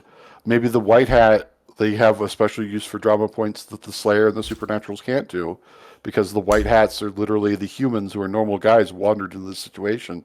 Yep. So they're the ones who can very cheaply say, oh, no, the ceiling fan is going to fall on him because I set that up an hour ago or whatever. Yep. Which, that is a strength in like all of the narratives of this kind of thing, where it's a bunch of chuckleheads fighting evil, and one of them is like the chosen one and everybody else isn't. It's just such a staple. I go back to fucking Ash from the Evil Dead series, because that's a perfect example of somebody who grew into like an experienced I fight the supernatural character. Yep. But he had basically the equivalent of white hats on his show too, that were just normal people who stumbled into this, and now they're slayers too of evil. But they make it work. That's the thing where the show's mythology kind of throws a wrench in it a little bit, because in like a normal Hunt the Monster show, you tend to not have the supernatural guy who is just supernaturally better at it. Like, sure, Van Helsing is a classic trope, but even there's like, maybe main advantages, they just have special guns, special weapons to fight the vampires, and knows everything about them. It's not like, I'm 3 times as strong and 3 times as quick as other people. Yeah, that's important. And also, if we go like to the classic legend of Van Helsing, part of his strife is he couldn't save his wife from Dracula. Like, the tragedy is then baked in. The story is then baked in. There's no drama or tragedy with the Slayers. They're just the chosen one. Mm-hmm. And yes, you can sit back and you can look at it metatextually and say, that's why Joss Whedon did that, because it's supposed to satirize that fact. But you did 7 seasons of the satirical show then. At some point, you did serious stuff that was supposed to be hard hitting. Like when, spoilers for a really old show, like when they come home and Buffy's mom is dead because she died of cancer. Yep. She had an aneurysm and died. Like, okay, this is supposed to be a funny, schlocky show, but then we put in this drama in here too. Like, what do you want to be? And that's what the system is like too. What do you want to be? You have art and crime and computers, but obviously getting medieval, you need to raise to 50. Like, yeah. that it just doesn't work. And but yes. Also, just the last thing I want to say about it. Like, obviously, it is realistic that not everybody can fight just as well. But that's not the point we are making. The point is it's a game. Yeah, it's a game. And people should feel useful in the situations that arise. Yep. If there was like a way to slapstick fight your way through an encounter that Zenda is really good at, where for some reason he has the ability to like not get targeted first via a mechanic, or the ability to get out of a situation by the skin of his teeth via a mechanic, that would all be cool. But they didn't do that. They gave him the same abilities as everybody else and said, spend the points, I guess, lol. And yeah, that's exactly what doesn't work. They should have made the Whiteheads some sort of meta way for them to be useful and be not the main character. Yeah. But in this, like, very technically, if I just play my Whitehead long enough and always raise my one combat skill every time, eventually I will just be on Slayer level of competency with it as well. And that's also dumb. It just doesn't feel good at all. Like, I played this game for 2 years. Now I can finally do what the Slayer did at the very beginning. Doesn't feel good. Doesn't feel good. Please, are you done? The final thought I had was, what if Clown wasn't a drawback? What if Clown was like an advantage? Yeah. Maybe you're the one guy that can tell a really good joke at just the right moment to the elder vampire, and he laughs his ass off. Yeah. And then that gives it an advantage. Like, this is me referring to Quest for Glory 4, by the way, where you can learn the ultimate joke from a gnome and then use it on the big bad guy at the end to distract him so you can defeat him. Yeah. Stuff like that is like important for drama. Really important. And it was here.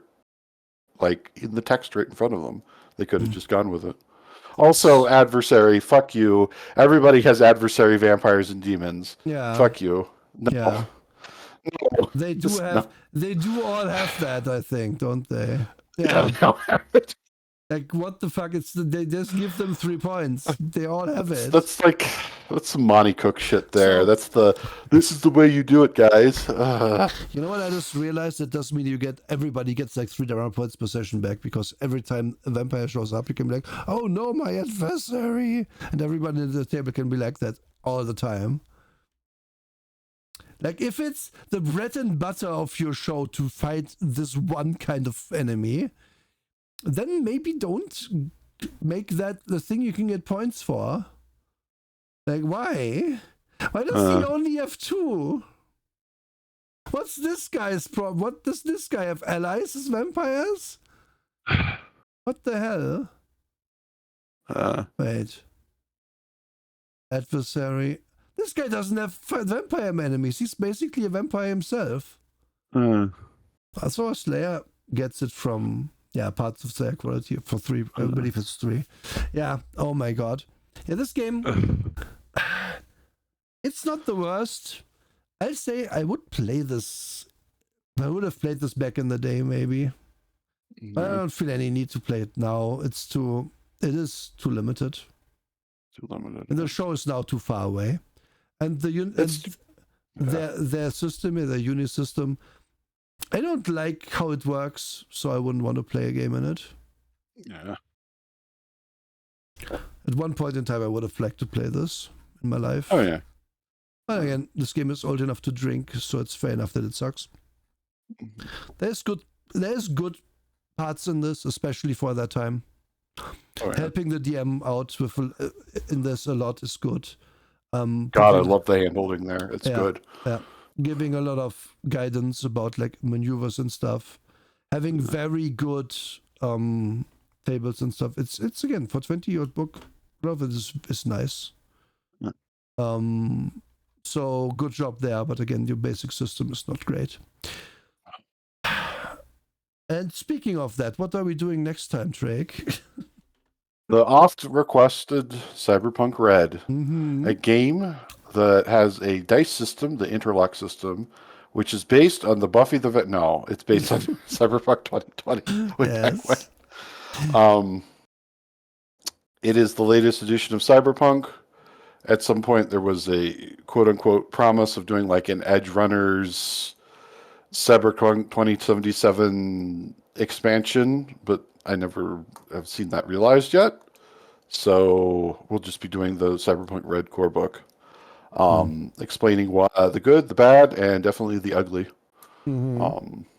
I can't wait. I remember hating it on first read. Yeah, there's that, and then also both of us probably have a why we played Shadowrun instead of Cyberpunk story. So yeah, for me, Shadowrun is really big in Germany. I didn't know that Cyberpunk even fucking existed. But yeah. Anyway, that is going to happen on the December 9th, folks. Mm-hmm. And then on December 16th, the week after, we're going to have our yearly retrospective. Yearly retrospective. Yeah, look forward to that. We're going to go over everything and meme about it, stuff. And then in the new year at some point, probably on the 6th, we're going to return. Because 23rd and 30th, I cannot play. I cannot do this show, I don't think. Yeah. Thank you, everybody, for hanging out for this whole time. Thank you very much, everybody. We are going to raid out now. I'm curious, who do I raid out, though? Yeah, absolutely. Very happy to provide. This was a fun show. It's always good to find a game that is like this, in my opinion, where it's a good and bad parts, because if it's only bad parts, kind of die during this, and if it's only good parts, yeah, we can gush, but it's not that interesting. Not really. Like, whenever we get something that's just like gold, it's like, yeah. Like, but I like it when I even forgot which game it was. The one that we wound up going for almost 4 hours about. It was last time. Yeah. Oh my god, I hate that I don't remember. My brain is so a fucking piece of cheese. My brain is so clusterfucked lately. We did the Weimar thing. Age of Sigmar. Oh yeah, Age of Sigmar. Like, you wouldn't expect Sigmar to be good, but then it was. Sigmar, but then again, it has the bad part of being tied to Weimar setting nobody liked, but anyway. Oh yeah. Well, Killian, it is a bit of a dumpster fire, but it has redeeming qualities. Is what we say there. Let's see, who do I rate? Who do we no rate continuum, today? that's for sure. We rated Cisco recently.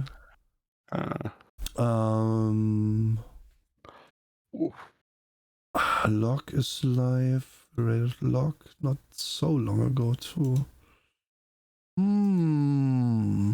But how long is Locke just gone offline? Yeah, I don't see Locke online. Okay, I just went offline. Okay. Let's see here. Well, Beatrice, those are off for today because talk show. Yeah. Who do I have? Let's see. Oh, if you hear stuff, open it. Oh, fuck you, ad. The same ad again. No, shut up. Stupid car commercials. Nobody cares. You can't buy a car. Why is there cows in this car commercial? I know you guys can't see this, but I'm just gonna complain anyway. Your Constance car commercial. It looks like.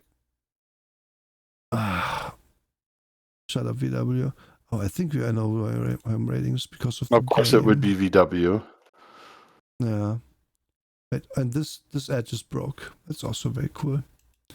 Why would I want to see the streamer? Oh, they went offline. Okay. Well, then it is obvious who I'm rating. We are rating the Arania, the spoiler. And we'll be back on Monday with more Neon Blood, hopefully. Hopefully, yep. Have a lot of fun with that. Yeah. And that'll be on my channel, everybody. 4 p.m. EST. Yes, indeed. That's on Track's channel. Yep. And are we doing nothing? Nothing is planned for tomorrow, right? Sunday is streaming tomorrow. Yeah, Sunday is streaming tomorrow. I think more encased, or is it do something different Sundays? Oh my god, so it's not cancelled. I'm doing more before Neon Blood. I'm doing more Generation Zero. Who's your daddy? No. Oh god. Oh, Generation Zero. Okay. Yeah. No, not your bad. I just didn't mention it, which is my bad. That's not Who's your generation with Waggles? Yeah. Yes. Okay, folks. Have a good one, everybody. Have a nice weekend. First, good first Advent tomorrow. Baby Jesus is about to be born. Not really, Baby because Jesus. that shit is all wrong in our calendars. But anyway,